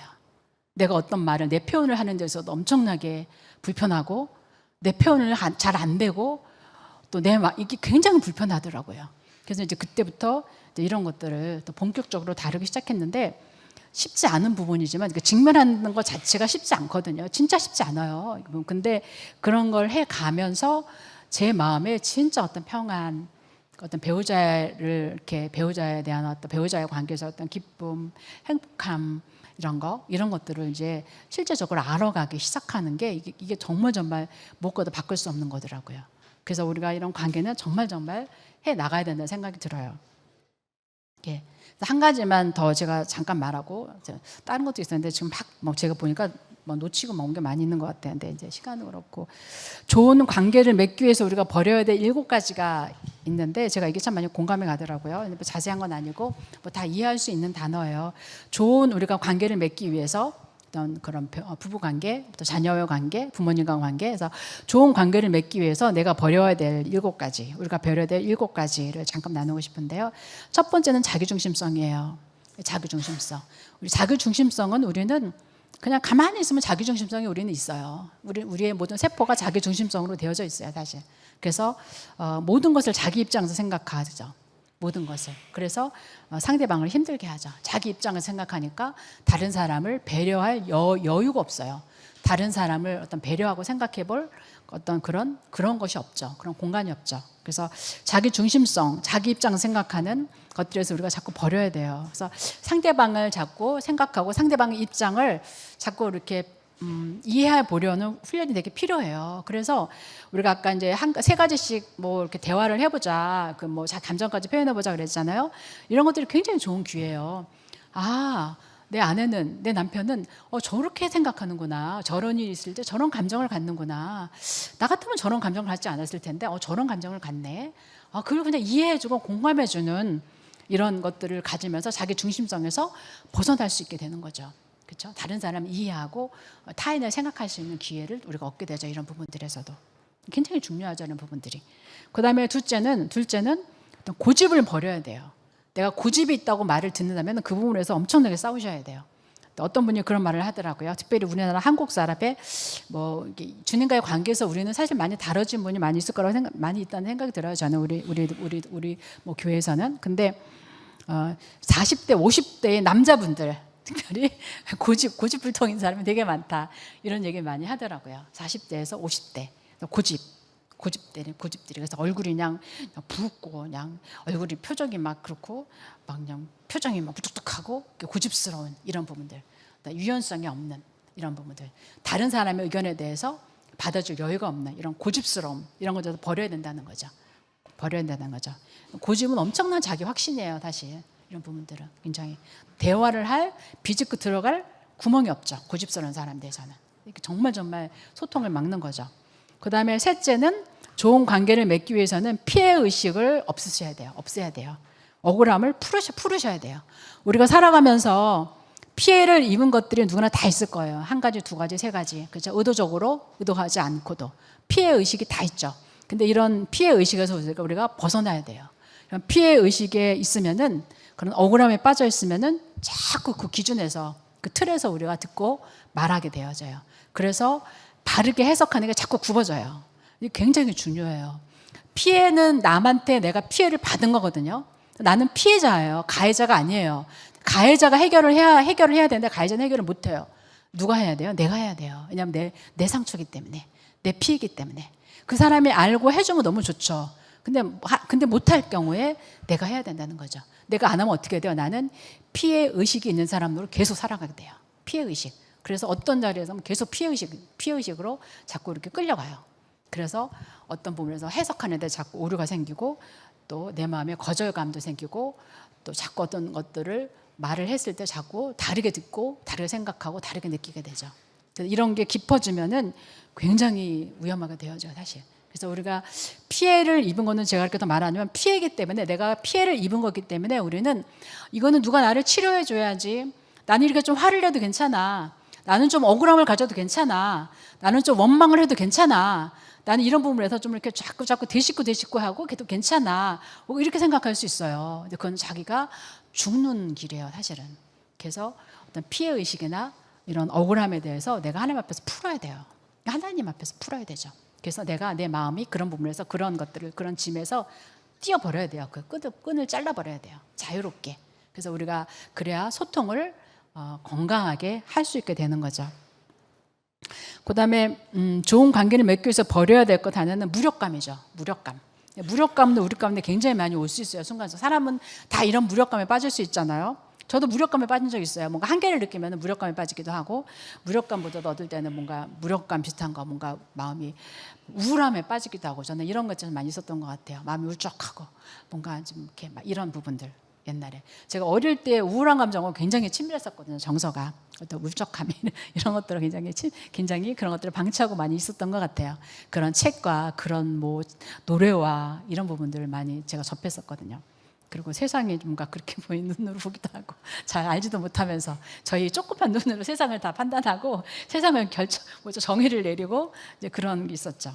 근데 그렇게 방치됐던 것들이 우리가 무의식적으로 방치하는데 그것이 엄청나게 커가지고 나를 공격해요. 나를 사로잡고 끌고 다녀요. 이런 것들을 정말 해결해야 돼요. 이거는 무력감 해결할 수 있어요. 사람은 안 되지만 하나님 앞에서 우리는 그리스도인이기 때문에 가능한 거죠. 그래서 저는 이제 어떤 심리학자나 이런 것들을 하면은 참 옳은 말들을 많이 하는데 이렇게 하라는 부분에서 끝나잖아요. 근데 사실 우리가 하는 걸로 안 돼요. 아무리 노력해도 안 돼요. 어느 정도까지는 되지만 안 돼요. 근데 우리는 그리스도인이기 때문에 된다는 거죠. 너무너무 이게 진짜 그리고 결국은 주님을 통해서만 사실 되어져요, 이게요. 이게 너무너무 중요하죠. 그래서 복음을 알지 못하면 이게 해결이 안 돼요. 사실 머리로 아무리 알아도 내가 어느 정도까지 노력하지만 거기서 나는 죽을 것 같은데 나는 여기까지 한계인데 그럼 거길 다 못 넘어가거든요. 우리는 대개는. 그렇기 때문에 주님 앞에서 우리는 직면하고 주님께 도움을 구하고 그렇게 나가는 게 필요하죠. 그래서 이런 무력감도 우리가 버려야 돼요. 그러니까 하나님 앞에서 하나님 내가 무력감이 많이 있는데 어떤 때 무력감을 느끼는데 한계를 만나면 너무너무 무력감을 느끼는데 하나님 내가 이거 이렇게 다시는 끌려다니지 않겠습니다. 내가 이런 부분을 회개합니다. 뭐 아무튼 이러면서 주님 앞에서 이런 걸 해결해 나가는 거죠. 그리고 끊어버리고 하나님 앞에서 하나님 내가 은혜를 부어주세요. 그러면서 주님 앞에 자꾸 나가는 거죠. 예배자로 나가고. 이게 너무너무 중요하죠.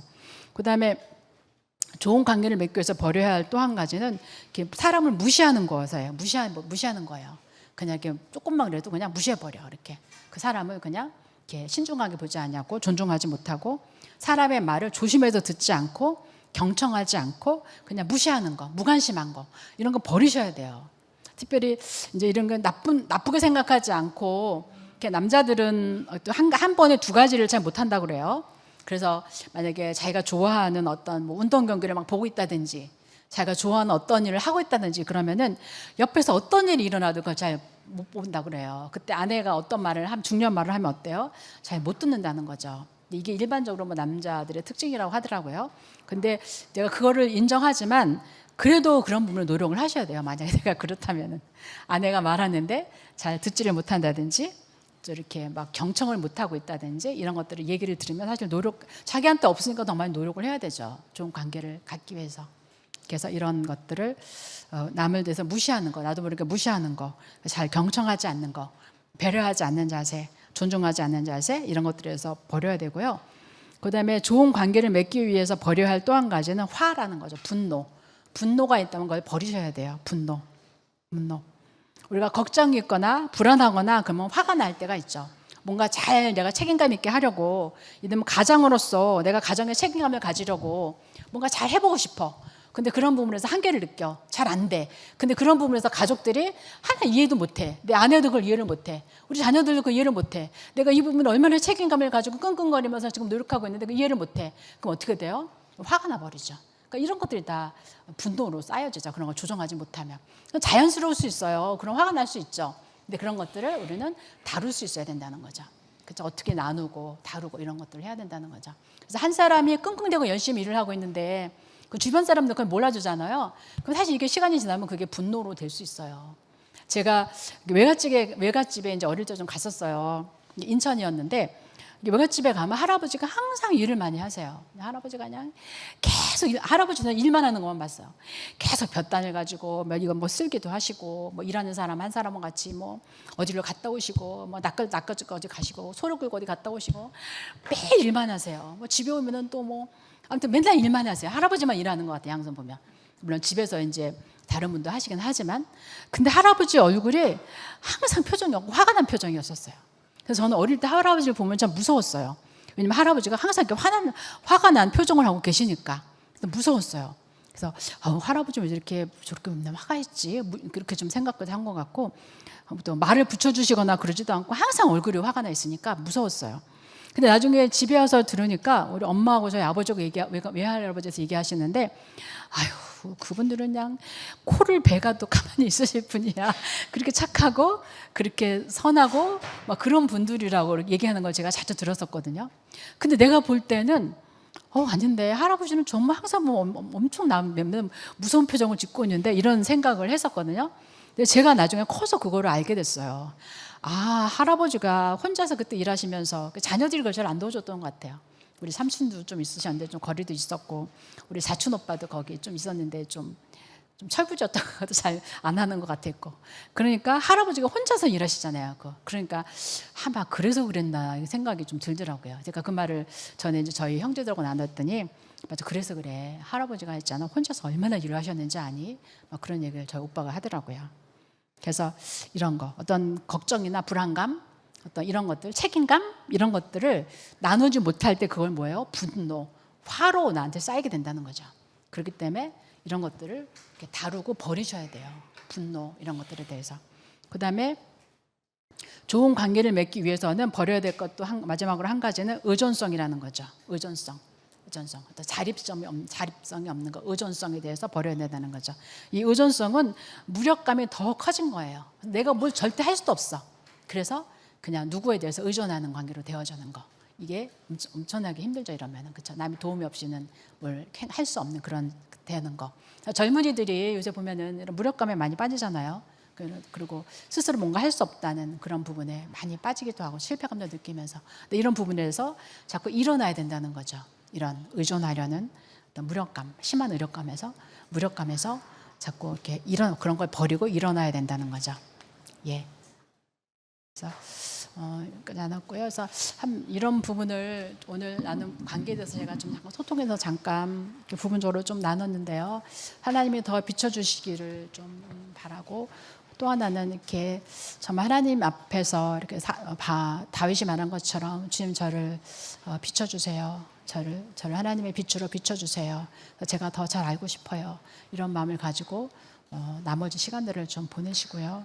그렇게 좀 회복하는 그런 시간이 되시면 좋겠습니다.